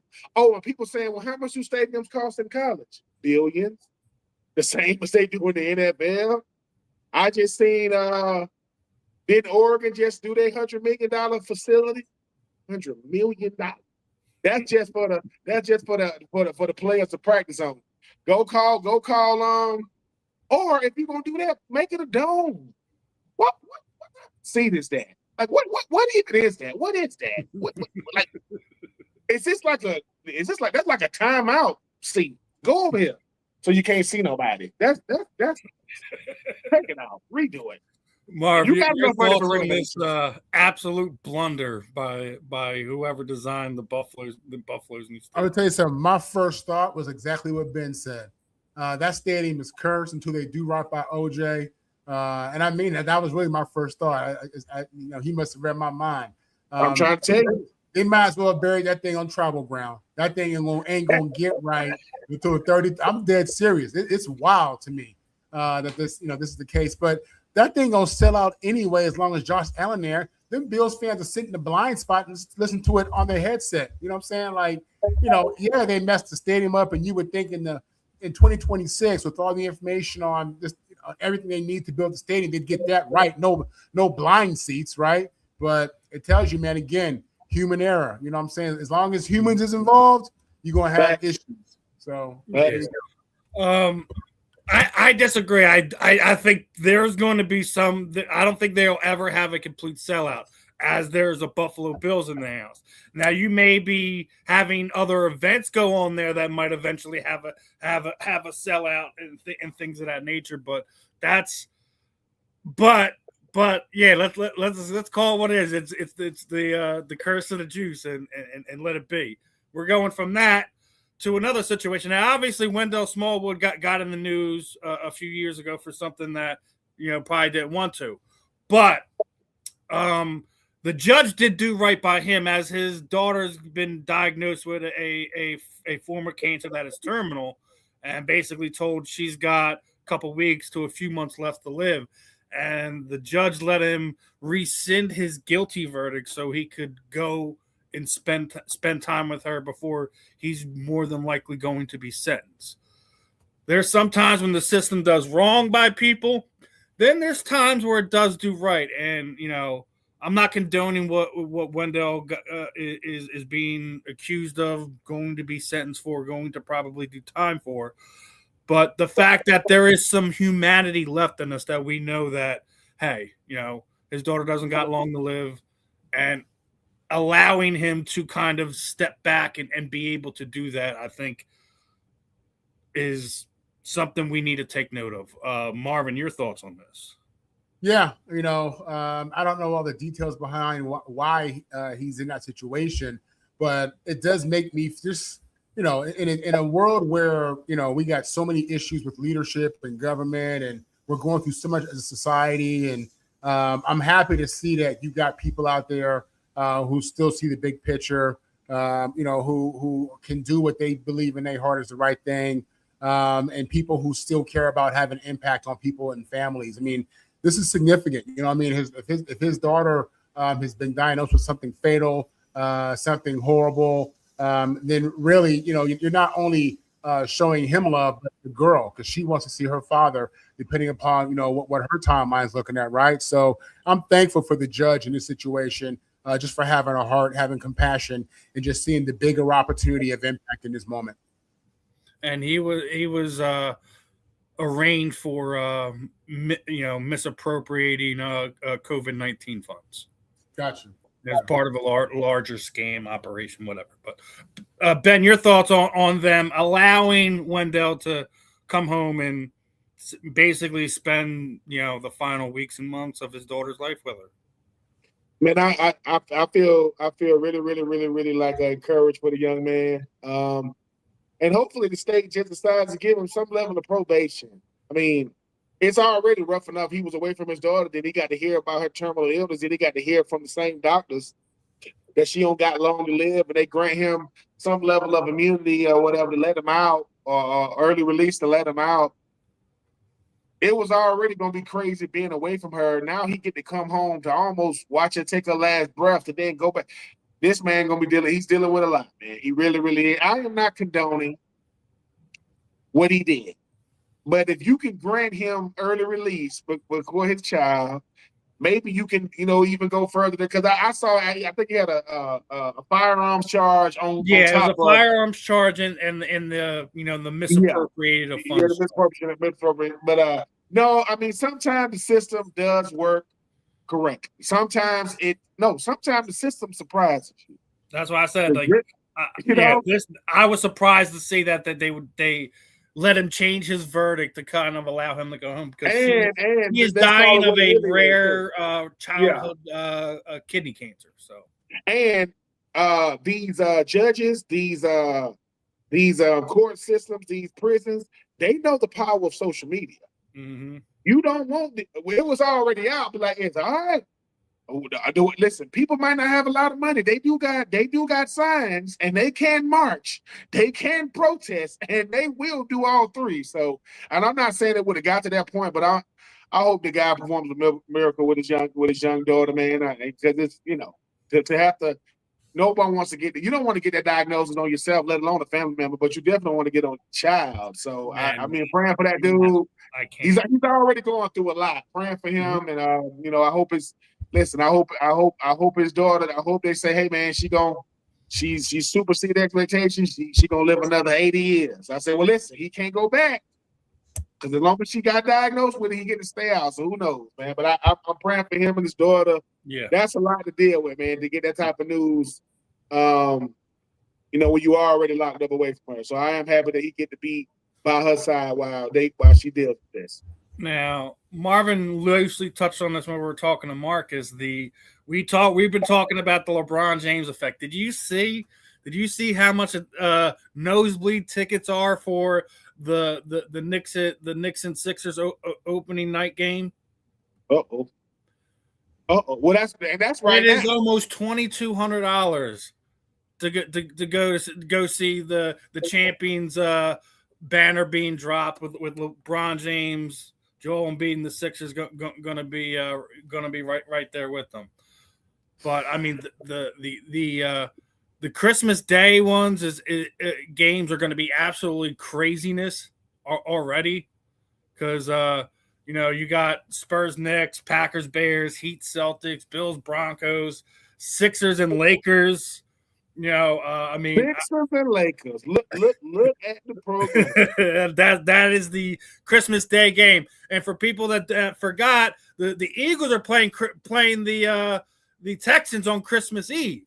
So I mean, look, it's the holiday games are gonna be crazy, but almost $2,200 to watch the Knicks and LeBron James opening night. We knew it was gonna be crazy, right? Right, Marvin? Did you think it would be that high? That high? Yeah. So on the last show, I said that LeBron moves the needle the same way that every megastar has in the history of the planet. I mean, he's in that conversation of in my opinion, of Babe Ruth and Jordan, just in his draw. You know what I'm saying? And this is evidence of it. Year 24, y'all. Year 24, he's raising the price and selling it out too. You know what I'm saying? Like that's what he's doing. And you talk about being a boss in the game in year 24, when we know we're not getting the same product we got in year 10, he's doubling and tripling the price on y'all. You know what I mean? So, I mean, this is what made Michael Jordan different, is what he did to the business aspect from being an athlete perspective. You know what I'm saying? How he moved the needle in business. So, again, y'all, He might not be the GOAT, but he's the king. You know what I mean? And this is the evidence of that. And he's still the biggest name in the NBA. Who else in the NBA is moving the needle like this? Who? You can't say he's not the king. They're demanding a king's ransom for you to watch him. So he is the king. You can't take it away from him. When you look at the numbers, not just his basketball scoring and all those, I'm talking about the money. He's the king. You know what I mean? You cannot argue that. But that might be. I mean, Marv, I know people say that a lot, but every time you say that might be the statement of all statement when it comes to LeBron. Yeah, he's not the GOAT. No, he's the king. Like, think about that. Like, he's not the GOAT. No, he's the king. Who? LeBron. King. Like, think about it for a second. Like, you know, to be the GOAT, that's always going to be subjective, no matter what sport it is. Now, some people say it's Jack Nicklaus. Most people think it's Tiger Woods when it comes to golf. When it comes to tennis, you know, I mean, it's a Pete Sampras, it's an Andre Agassi, it's a Novak Djokovic, it's just, you know what I'm saying? And the list goes on and on. Rafael Nadal. When it comes to basketball, people say LeBron. I mean, people say Jordan is the GOAT. Yeah. But when you say he's not the GOAT, yeah, he's the king. Oh, case closed. Like, he is. I already said you're never going to see anyone like LeBron. So to sit there and nitpick at, you know, he wasn't he is so good at so many different things that you have to call him the king. Hold on. Here's the thing, right? When he coming out of high school and somebody said King James, everybody ain't gonna say that because he's still kind of like young but year 24. Everything still stops when he moves. Basketball is still stopping. Adam Silver said, wait. Hey, Rich Paul said he's going to announce where he's going to go. I go back to 3 shows ago. A burner account almost shut the fan of the end down because Steven it just happened. That is the LeBron effect. But it happened anyway. Right it's the LeBron. Hey, the LeBron effect is one of those things. It's like this. Steven, man, how you feel about LeBron? I mean, I think he's the second best player of all time. They say he's coming to the 76ers. You lying. For real? Yeah. Well, here's the thing. Like, all right, look at Philadelphia right now, right? He comes in and you can arguably say he is the biggest superstar in Philadelphia. That's with a Kyle Schwarber. That's with a Bryce Harper. That's with a Jalen Hurts. That's with a Saquon Barkley.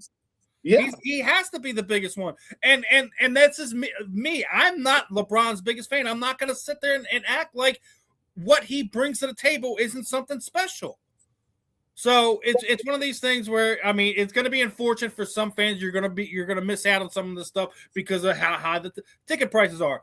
We're talking about the first few games, some of the marquee games, some of the other stuff. As you get closer to these games, they'll drop down. You'll be able to go, guys. I promise. You're going to see it drop at some point in time, but you have to be in awe and respect on what he's already done, and he hasn't even touched the court yet. I'm having all kinds of. There's already multiple different murals in Philadelphia. There's multiple different murals. Hold on, think about it. He hasn't even took a step on the court. NBA Adam Silver voiceovers. Reach out to Marvin Powell and get him to say he's not the GOAT yet. He's the king. Like, and let the music play. Like, let it cuss. When you think about it, right? Isn't that what you want for yourself? I want to put myself in a class all by myself. His own lane. The whole purpose is to say, hey, man, Michael Jordan said I had to separate myself from Magic, from Bird, from Drexler. I had to say, Dr. J, right? And what happens is LeBron said, hey, dude, how do I separate myself? I gotta have the most points. I gotta have the most minutes played. I got to be the most influential basketball player ever. And you already know who got the rights to the documentary. You know Netflix gave him a stupid bag and they're just waiting. He's already sat there and said, like, they've already gotten a lot of content done. I have a feeling that if they do it, it's going to be a multiple season release. The thing that LeBron has done is this. As football players, Marv, we don't talk about every football player. There are certain players that you may talk about. Name a basketball player that don't have to talk about LeBron. Current, Future, they have to because they're who LeBron, yeah. And now you got Lakers legends saying all kind of dumb. He's not the greatest Laker of all time. No, but he gave you a chip. He gave you a chip. Yeah, what does Shaq just sit there and say? Like, he's talking about how many chips they won, and he'd be like, he's not on the stage, but he's in the room. Like, come on, man. Like, guys. Well, think about it. Kobe wanted to win 2 chips. Kobe won 2 chips without Shaq. Shaq got his 4th chip with Dwayne Wade. Dwayne Wade got 2 more chips with LeBron. Kyrie Irving got a chip with LeBron. AD and Dwight Howard got a chip with LeBron. Joel Embiid, yeah, you ready? You know what I'm saying? It's like have you seen pictures of Joe? Have you seen him? He's 20 pounds lighter than he was last season. I'm trying to listen. He's 20 pounds lighter than he was last season. Listen, the Marvin Powell, he's not the GOAT. He's the king. That's a tagline. Because in a sense, I already told you. Kentavious Caldwell-Pope signed last week with the Sixers, right? We talked about that the week before. You know, DeMar DeRozan's trying to find his way in now. He's begging for that last spot. He's begging for that last spot. Hold on, is that what you think, Steve, or has that been reported? Well, no, it's been reported that he's been in contact with the Sixers, that DeMar DeRozan has been in contact with the Sixers. So I'll be a 6th man. I'll be a guy off the bench. I want to be a part of this team. If they land those 2 guys off the bench with what they already have, plus the young nucleus, we could make an argument like people should start placing their bets that the Sixers will be in the Eastern Conference Championship, will be a potential NBA Finals team. We still don't know what they're going to look like on the floor. Let's be honest. It's happening. It's once again. I can see that being a commercial. You got a bunch of kids that argue, he's the GOAT, he's the GOAT, he's the GOAT, he's the GOAT. LeBron James is the GOAT, he's the GOAT. And somebody in the corner say, no, he's not the GOAT. Well, he's the king. And they go, and then LeBron in the corner go, I am the king. Like that's it. Like, because I don't even think Marv know what I know you know what you're saying, but every time you say it make me go, he ain't the GOAT. It's almost like, look, think about it, LeBron going, the GOAT is what we made it. That's what we said, the GOAT. And you know, who don't want to be the king? And think about it. Who don't want to be the king? And I think for LeBron, he's saying, all right, when my career is over, everywhere I landed, look what happened to the team. Look what happened to the city. Look what happened to the fan base. Look what I did to the NBA. Look what I did from 2003 to 2030, whenever he's going to stop playing. I don't know when LeBron's going to stop, because he's still a starter. Joel Embiid, look how Luka Doncic body looks since LeBron left. LeBron showed him, hey, bro, you want longevity? I know you know how to hoop. And I know Luka Doncic got problems off the court, and I hope that gets settled. Yeah, do you see that? She wants $50 million. $50 million. And she also wants to have him have less access to the kids, talking about 1 weekend a month. Man, she ain't sure. What did Drake say, man? She wasn't shooting with you in the gym. Man, 50. She wants $50 million.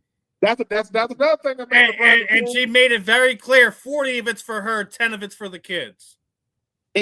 She want 50. She want 50 million, like one lump sum payment of $50 million. No. She wants that payment, and then on top of it, she wants the $50 million. She wants the Luka signing bonus. Listen, I feel bad for Luka, but listen, man, this is what happens when y'all don't marry the right woman. Y'all don't got a prenup and stuff like. Listen, if one of you young men come across this and you're thinking about becoming a professional athlete, take the John Cena approach. Y'all got to sign NDAs and contracts before we even get in a relationship, because I ain't playing them games. You might want to do the Jeremy Shockey too. Didn't Jeremy Shockey say he had the surgery when he got to the Giants? He was on there with Shannon Sharp. He said, "Yeah, man, I had the surgery." Like, what you mean? He said, "I had the surgery so I couldn't get nobody pregnant." He said, "You don't want kids?" He said, "Well, you can reverse it. You can reverse the surgery." And I'm like, do you know how many women you finna be getting at if I'm finna get the surgery? And it seems crazy now that he said it, but he goes, man, I got drafted by New York. And he said, plus I was in Miami. So, you know what I'm saying? He was like, and Shannon was like, dang, I ain't never thought about it. He said, if I'm going to spend my money, I'm going to spend it on me, literally. to protect myself. So I don't know if he got kids now, but that was Jeremy Shockey. He said, "Yeah, man, I got the surgery." But yeah, man, I listen. The people that have a problem, the people that got the problem with the prenuptial agreements don't fully understand. People that work extremely, it ain't people that work extremely hard for what they built for themselves, and it doesn't mean they don't want to share it with you, but you being married to a person doesn't mean you got to get half of everything they got. And I know Kobe didn't sign a prenup when he got married. And look, sometimes it works out. Look what happened to Anthony Edwards. Man, he paid that woman to have an abortion, didn't get the abortion, goes to court, pays it. Now she crying that she ain't getting enough, and they had to go back again. So it's listen, man, like for anyone that has anything negative to say about an athlete being apprehensive about any woman trying to get in their lives, there's plenty of examples of why people that these men and or women, have to protect what they've already earned, what little that they have squared away for savings for themselves for after professional life. I'm not. I have nothing against these people, but it's like, damn, like we that messed up in life that we just gonna find somebody to leech off of to live a certain way. If that's the way it is, man, like I don't need a whole lot of things, man. Just make sure I got gas, electric, food in my house, and I'm good to go, man. The only people who really have a problem with prenups are the people who in the relationship don't have assets or assets that measure up to their potential partner. The only people who have a problem are the people who have something to gain, period. You know what I'm saying? And that's unfortunate because, it's fair to say that if your partner has done the things correctly to achieve a certain level of success, that's come off their success, before they even met you. You know what I'm saying? And if you have a problem, making sure that they don't lose all what they've created for their family before they even met you, I can understand how that could be a problem. But yeah, man, it's, you had the CEO of JP Morgan come out and say that he told all of his sons they have to have a prenup to be in the will. I get that. You know what I'm saying? I get that. You know what I'm saying? You gotta have a prenup if you want to be in daddy's will. You know what I'm saying? And man, it's just it's for people who have attained a certain level of success, who have that discipline where they have something to protect. I mean, it's a must-have. Listen, yeah. I told my son if he gets to that point, I'm like, listen, I wouldn't trust anybody that wasn't there since day one. Steve, it protects both of us, baby. Have y'all seen the guy that I don't know if he's American. He might be. I don't know. Black dude. He does all his memes, and he just does like he doesn't talk. He doesn't talk. I know you're talking about. His man and his wife tried to take him to court. Come to find out, everything is in his daddy's name. Mom, yeah, exactly. It's not in his name, exactly. And look, I know everybody gonna be thinking, y'all ever get to ladies. This is not what we are saying. We are saying this. It's extreme. If you really love him, you have no problem with signing it because people are thinking, look, man, it's about how hard it took to get it. Well, let's flip it. If you coming in with 100 million and I'm coming in with my charisma, it's like it happens on both sides, and for people thinking, yeah, I think you make the right point on Marv. It's like, dude, you got to protect yourself. Why? Because people change their mind, man. It's a human thing. How many failed relationships have people been in? You know what I'm saying? And then you want to get married. Well, there's people involved, and sometimes people be married for 50 years. Sometimes you be married for a year. Well, Your Honor, we've been married for a year. I think I'm entitled to the new contract he just signed. Really? What? So yeah, it's a situation where people are just trying to protect what they've earned, and people saying, well, if you love me, you will make me sign a prenup. This ain't got nothing to do with love, sweetie. This ain't love. Love ain't the problem.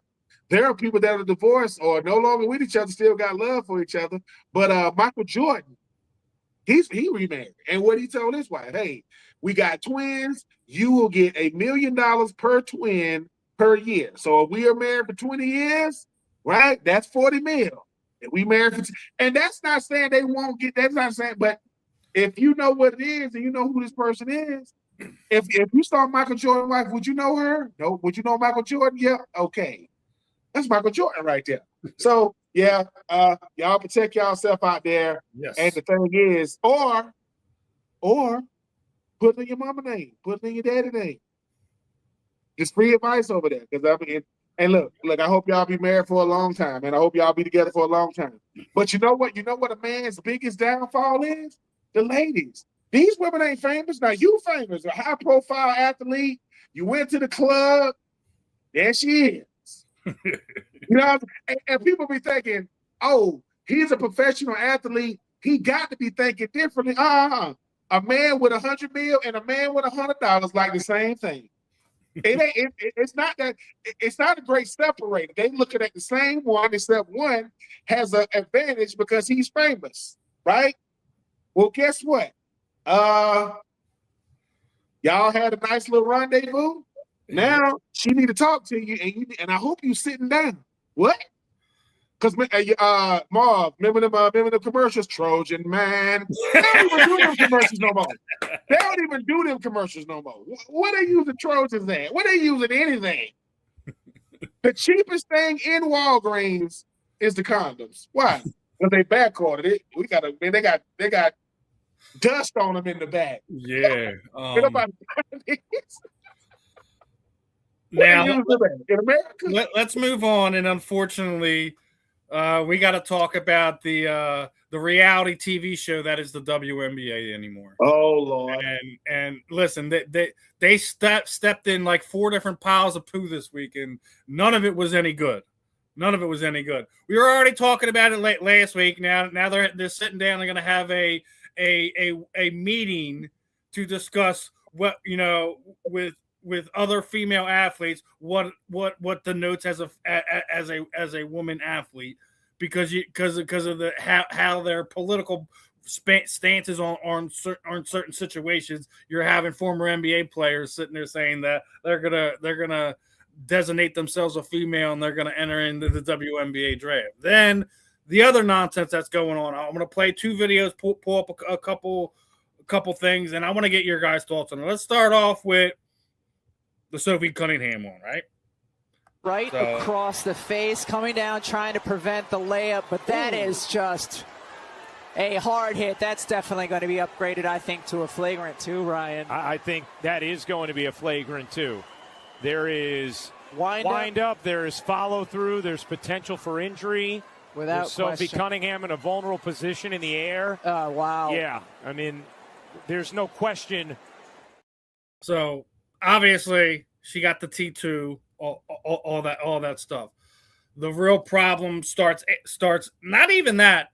I don't think people realize when that foul happened that the Fever's coach went to check on Deja, not her injured player, which started a whole nother thing. But when she got to the back, the post came out. The whole white privilege nonsense. Listen. I'm never going to make this about race. Some people will make it about race. I get it. I get why people would make that connection, but her response to people's reaction to it, I think, is just pure nonsense. It's a PR cover for it. If you were upset about it, you're in your feelings about it, I get it. But for her to sit there and say white privilege when, if you go and look at how she was brought up, school she went to, opportunities she had, she's the one that has benefited from it. So I get when you're in your feelings, you sometimes say and do some things that are out of character for you. I'm hoping that's what happened in this instance. I don't think that it was a targeted situation, that she seen Sophie was coming down the floor and was trying to hurt her. I think she was playing tough basketball. I really do. I'm not going to play that this is a targeted situation, but a lot of people are painting it as that. I think the biggest problem was some of the stuff after the fact. Now, Sophie responded in a way I think was beautiful. It It was absolutely beautiful. You know, said basically said clearly it was unnecessary. Never really spoken to her. Had no beef with her. Guess she had some pent up stuff she needed to get off your chest. That's fine. I can take it. That's a basketball player right there. You can, you know, people can judge Sophie for how she wants. She could have easily leaned into all that. Yeah, you know, it's this way, it's that way. My problem with the whole thing was the coach. I don't know if you've seen afterwards, she was defending Deja, right? You should be defending your player. Regardless if you have a friendship, relationship, whatever. If I'm an athlete and there was something that happened to me on the court, on the floor, on the field, whatever, and my coach is defending the person that attacked me, I don't know if you guys seen it, but like Caitlin Clark has her head down like this, and she was just in disbelief. Now, Dave Fournier basically is going out there, you know, Mr. Barstool, and is absolutely calling for, you know, having the coach fired. When you don't defend your player, you open yourself up to this. And I did see that she did a press conference. I think it was yesterday, and basically told everyone to, to basically F off. I'm gonna start off with Marvin in this one. You know, let's kind of go through, like, you know, the fouls, the foul. What's happened afterwards is why we've already said what we said, that there's a managerial problem with the WNBA. Well, this is what I will say. I think that people missed the boat with the coach's comment. I think the coach was doing her best to not make it a racial issue and keep it basketball. I think that's what she was trying to do, because I'll be honest, when I saw the play just now, I just saw a hard foul, which you see in every game. You know what I'm saying? Like that's what I saw. The issue is that Sophie Cunningham has become polarizing. So anything that happens with her is going to be hyped up times 10, and there's nothing drives the meter like the race card, right? Like the race issue. You know, I mean, people are just suckers for that. You know what I mean? Mm-hmm. They don't look, they don't think for themselves. They don't, they jump on some writer's take who's trying to get clicks. I'm not saying that white privilege and racism is not real. I'm not saying that. But what I'm saying is everything ain't race. You know what I'm saying? You got them girls is dogs. You know what I mean? They're competitors. You know what I'm saying? Sophie's polarizing. If you hard foul her, you a racist going after a white girl. You know what I'm saying? I don't know if that's the case. And I think the coach was just trying to keep it basketball versus not defending her player. I think people kind of missed that. That wasn't her intention. From or at least that's a perspective that we should look at, I think. You know what I'm saying? Maybe the coach just was, is trying to keep it basketball, trying to take the high road, and, talk about this in an area that doesn't require race. I don't know. But, it was a hard foul. I respected Sophie's response. I think it speaks a lot about her, to be honest with you. I don't know if Caitlin Clark putting her head down when the coach was talking means that Caitlin was against what she's saying. She may have just been tired, and resting. So, yeah, man, I just, look, there is a leadership problem, I believe, in the WNBA. I said that, a few shows ago. I think they dropped the ball and they missed opportunities. And this here may also be them dropping the ball and not riding with the coach and trying to keep this a basketball thing and tell people, listen, we have flagrant fouls every single game. You know what I'm saying? Like, why you choose to make this one different? I don't know. Ben, your thought on the Cunningham foul and I guess all the media surrounding it. Woo! The Cunningham foul, I do agree with Marvin. It is a hard foul, but this is what happened when your league matters. See, when no one cares about your league, this stuff is the news. But now your league matters, and what makes a league matter? Well, the WNBA is building their league the same way the NBA is. What the NBA is about the players, the MLB is about the teams, the NFL is about the shield, the NFL shield. Which players gonna matter? The best and controversial players. And Sophie Cunningham's controversial? Nope. But people make her that because everything she does is a headline, right? That coach don't even know what to say. Oh, shoot. Why? Because you talk about Sophie now. That's like talking about Caitlin. I have to be more structured, right? And here's the thing. I still want to lean to the side of the player. And all I got to do is say, look, it was a hard foul. It was a basketball play. Sophie know how I feel about her, right? But it's a hard fight, right? But I ain't the coach. I don't get that 15 minutes to think about before I got to sit in front of the media, right? But y'all want it to matter, right? You want it to matter. Now, Sophie Cunningham, she go from the point man to the pointer. Now she's the model. She's getting interviewed by political not getting interviewed by political commentators, but she's on political commentators, nightly news, whether she want to be or not.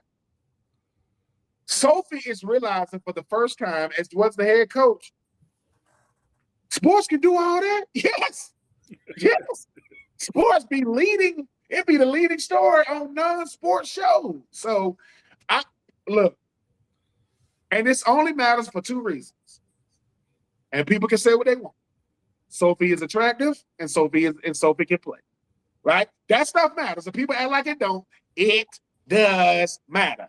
And for the Fever, they better hope they, win a chip this year against Aja Wilson and them, because Aja Wilson's still the best player. You saw when Caitlin came down one-on-one with her and she got the steal on him. Probably was a foul if you really look at it. And then she got the big steal. They hit the 3, they win the game. But if you are the WNBA, go to the Marvin Powell School of common sense and utilize these things. Like, keep eyes on your product. Keep the eyes on you. Now, I don't know if we're going to talk about it, Steven, but I think WNBA got this problem. They got identified. Look, the WNBA, I don't know, we get WNBA got NBA players coming out for the draft. They draft. The WNBA right now, they better get all they can get, because when real football, which is on the way, which Marv told us, how many days out from SC football? 31 days. 31 days. They better snatch every headline they can get, because when football kick off, football ratings go this way, WNBA ratings go that way. So they better do all they can to capitalize on these headlines. I think their game, last night or the night before, it got 2.5, Bill. Okay. Their most watched game ever, and it was after all the nonsense. And even when we're talking about the gender identity nonsense, that's still not their only problem. They were going after Caitlin Clark again last week for some utter nonsense. And it wasn't even the players this time; it was the referees. We've seen all kinds of plays happen when players playing tough basketball, trying to keep the ball in bounds, bumping into the ref, and they call a foul. I'm pulled up right here, right? The Fever have been told this technical foul was for Caitlin Clark running into the official. Here's what happened. She lets go of the ball, spins off of her. I don't see in what world that contact rises to the level of a T.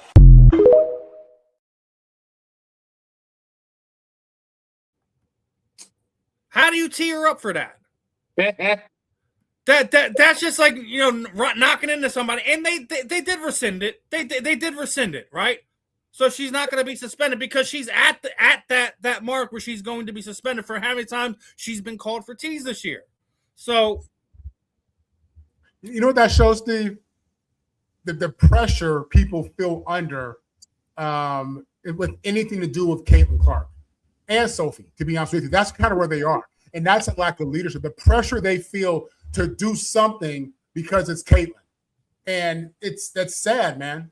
That's I mean, it just shows you could be professional, you can wear them stripes, but you're still a human being with human emotions who get caught in real time of feelings, and you feel pressure as to I gotta do something. No, you don't. You know what I'm saying? Like, let it go, man. Like it's one of these things where it's like you're beating this drum that doesn't need to be beaten anymore. Like, man, we've seen it. Like, she's not the only player this season that has knocked into a referee after making a basketball play. It'd be one thing if Caitlin was just running over and ran her over. She bumped into her. Are we that sensitive? And the ref was kind of slow. It's almost like she didn't want to call it. But she, it's almost like people looking at her like, oh, don't let the fans dictate what you do now. Or you're going to let Caitlin get away with that.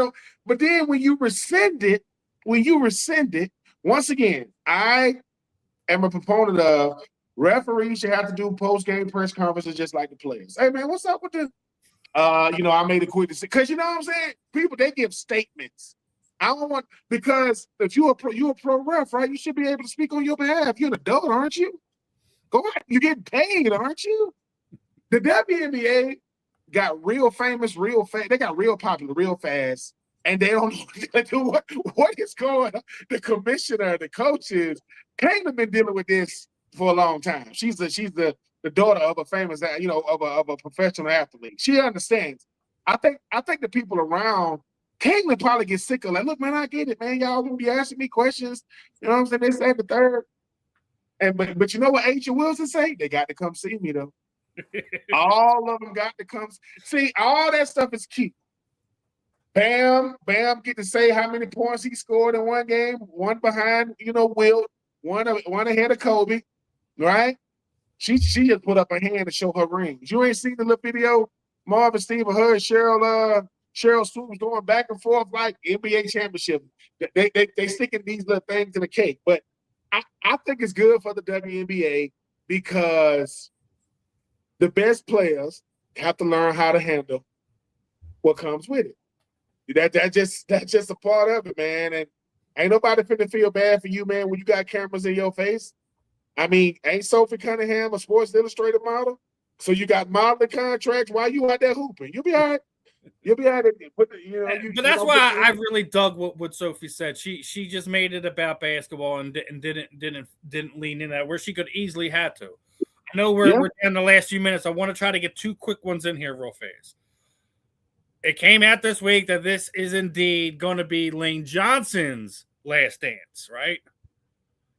And it's sad they're giving him billboard material. Just they're gonna get some DN's feelings hurt this year. So first off, he wasn't on the top 100 this year. First and foremost, he wasn't on the top 100, right?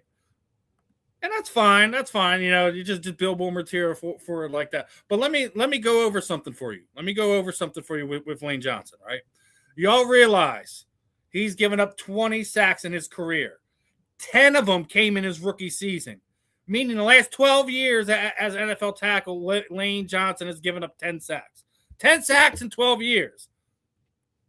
But he's not a top 100 player. He's not if not the best, one of the top 2 or 3 right tackles in football. Y'all going to get some defensive ends, some edge rushers, butts turned in this season because Lane Johnson is that dude. I don't think he's a first ballot Hall of Famer, but I think it's just destined. He's going to wear a gold jacket at some point in time. You don't be all Pro Bowl. All that stuff multiple times during that period of time, but 10 sacks in 12 years, that's a ridiculous number. Ben, your thoughts on Lane hanging it up and just the disrespect he continues to get, man? I saw that when he said that, and I like the fact that he's going out still being one of the best. I do think Lane Johnson it's highly disrespected. Sorry, Penny Soul. I hate to throw you in here, but two of these things are not the same. And I get it. 20 sacks in a career is still it's good. 10. I gave him 20 sacks my whole career. 10 came my rookie year. I'm going to that's crazy. And Lane Johnson, the best offensive lineman I've seen come through. The Philly. I mean, obviously, I remember Runyon. Him and I think he's better than. I think he's better than Runyon. I think he's way better than Runyon. The 3 guys, I think Runyon. I think Peters. No. I think 3. I think 4.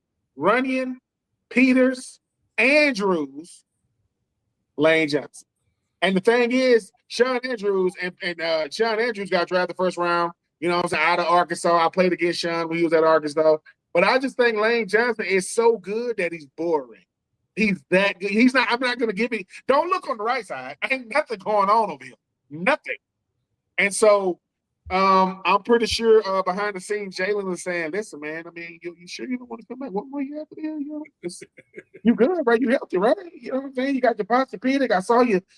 I will say this. Follow that man this entire season. And he'll give you a lot of bulletin board material. But follow that man just to see how he works. I know they did the weekend of life, but Lane Johnson is that dude, man. Look. There's a guy on this show called the Fan in the End. He's the son of a great old lineman that probably didn't get what he deserved either, right? But that's how good he was. Some guys are so good. And man, they said, man, every time I watch him, man, he dominates the dude. That's what he does. So that's Lane Johnson. He dominates people. He got 2 super dupers, and I saw his played 168 games, started 168 games. Sound like a winner to me. What are your thoughts, Marvin? You think I don't think he's got something to gripe about here? No, he's going into year 14, and he's considered to be one of the top 105 football players in the world. That's a flex. I think, you know what I'm saying? That's a major flex. Listen, I've watched him play. I appreciate his play, as Ben said, and I'm grateful for the love Ben shows, the support of the idea of Marvin Powell Jr. should be in the Hall of Fame. Thank you, Ben Troupe. Thank you, Steve Rychel. But Lane's a dog out there, man. Lane's a guy my father would appreciate. You know, my dad was a big Baselli fan. We watched Baselli's films together when my dad was alive. But, you know, Lane's a dog out there. In year 14, he's one of the top 105 NFL players in the world. That's a serious flex. He's absolutely a Hall of Famer. Probably not first ballot because of the men in front of him. But nah, man, Lane's doing it at a high level. I think, you know, when you go this long, you probably just have a passion for it. But, you know, a little extra motivation doesn't help. And, you know, I don't think he needs bulletin material. I think he's at a point beyond that, but it doesn't hurt. You know what I'm saying? So it'll be interesting to see what he does this year, going into year 14, as his team will be one of those teams contending for a championship. Yeah. Not getting the respect for that. They're not even in the top 10 teams either, but that's fine. That's fine. But one last one. This is going to be more directed at Ben than it will be you, Marvin. I don't know if you've seen this, but you know, your Vince Young is going to be featured in a Netflix documentary, right? No, I didn't see that. I'm happy for VY to let. Listen, I hope I get a little. You know, Netflix ain't sent me. You know, they ain't sent me my $25 for my little interview yet. They ain't sent me no money, but it's fine. No, I will say this about Vince Young. I am happy for him because Vince Young to me at the quarterback position was polarizing like Reggie Bush was at running back. I put them right there together, right? And I think for a guy like Vince Young, he's from Texas, he's from Houston, played in Texas, won a national championship. I think it's the greatest national championship ever played. I think that 2006 Rose Bowl was probably the greatest, back and forth with talent, drama. It was, man. It was cool. You can put your thumbs down all you want. You know that is probably if the Reggie, greatest to me, right? If Reggie Bush doesn't do the dumbest thing, just don't do that, Reggie. Keep it. What are you trying to do, Reggie? Anyway, knowing Vince Young, I'm looking forward for him to be able to tell us stuff that's make us go, what? Because, you know, his rookie year in 2006, we do like a charity softball game. And Steve McNair was obviously the pitcher. And they like sending a reliever.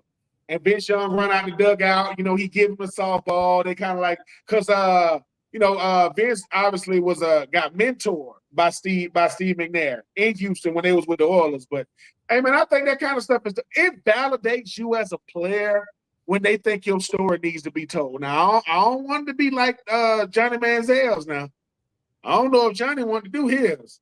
I said, dog, boy, you were doing it. But I am happy for him. I think, which means if Vince Young get one, does Matt Lerner get one? Because Matt Lerner won 2 of them things. He went to 3 of them. You know what I'm saying? Like, people don't want to talk about Matt Lerner only played the national championships. Like, he did not play in a bowl game, which is nuts to even think about. And so, yeah, but I am happy for BY the legend, man. Homie of mine, man. I'm looking forward to My mom gonna be like, Vince, you know, I got that. I said, yeah, mom, you going, you know, I just want to. I think what he wants to do though, Vince wants to get a lot of misconceptions because his NFL career didn't turn out the way he thought. A lot of negativity between him and Jeff Fisher. And that whole situation with the Titans then became more of a journeyman with the Buffalo Bills and the Eagles and different things. But hey, man, I want to see it. I want to learn about Vince in a way that I didn't know. And hopefully, man, it's gonna be entertaining. It's gonna be entertaining. Like I say, if I get a Netflix $1 million check in the mail for my 30-minute interview that you're only gonna take a minute from, out, you know, Netflix, man, just holler at me. You know what I'm saying? I mean, you know, and when they do holler at me, I'm gonna send y'all over. I'm gonna give y'all Marvin's number because that's the untold that I want to see. No. I want look. You know how like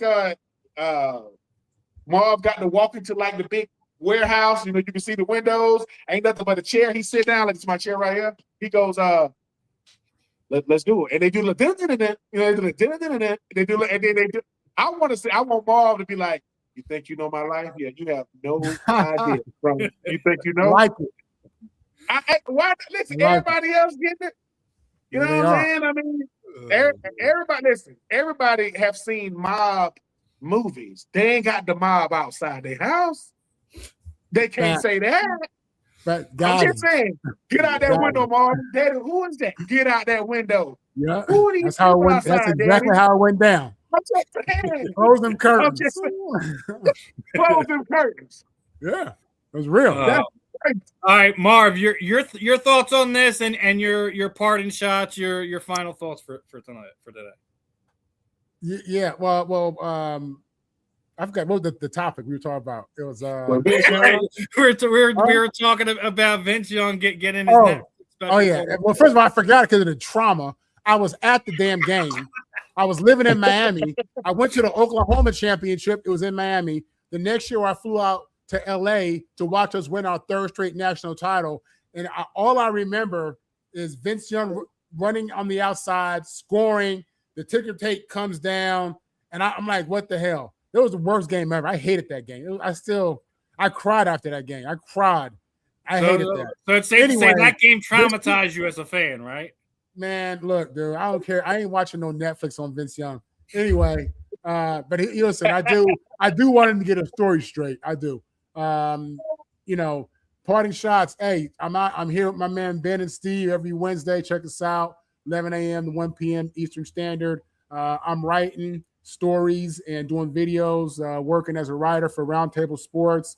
You can catch me with USCJ twice a week talking USC Trojan football. We got 17 days till the first game. And catch me, Marvin Powell III, Marvin on the mic, social media. Ben. Listen, back in 1977, the NFL draft, the New York Football Jets drafted this dude 4th overall. His name was Marvin Powell out of USC. Had an incredible career. If you want to know who he really was, make sure you vote for him. When the Hall of Fame committee come around, vote for Marvin Powell. Hall of Fame, Marvin Powell, the story, the untold story, Netflix. So if Marv don't want to watch Vince Young's, maybe Marv should watch Marv's. I want to see Marv. If I had to pick between Marvin Powell and Vince, I'm going to go with Marv. I already know Vince. You know what I'm saying? I'm going to pick Marv too. So Marvin Powell for Netflix. Marvin Powell for Hall of Fame. Thank you, Ben. I'm going to continue to second that. Like I said, I will, as long as we have these shows, these interviews where we're able to kind of put it out there, I'm going to critique what's going on with the NFL Hall of Fame. I agree with what Marcus said too. It's the club that everyone's trying to get into, and the lines, lines taped off around the back, going around one building, going back around another one. So, I mean, it is prestigious, but there's some people that shouldn't have to fight for it. That's all. That's my main thing about it. So, yes, Marvin Powell for Hall of Fame. We got, appreciate everyone's time. Marcus Pollard for coming on. Obviously, we're going to have him back on again at some point in time this season.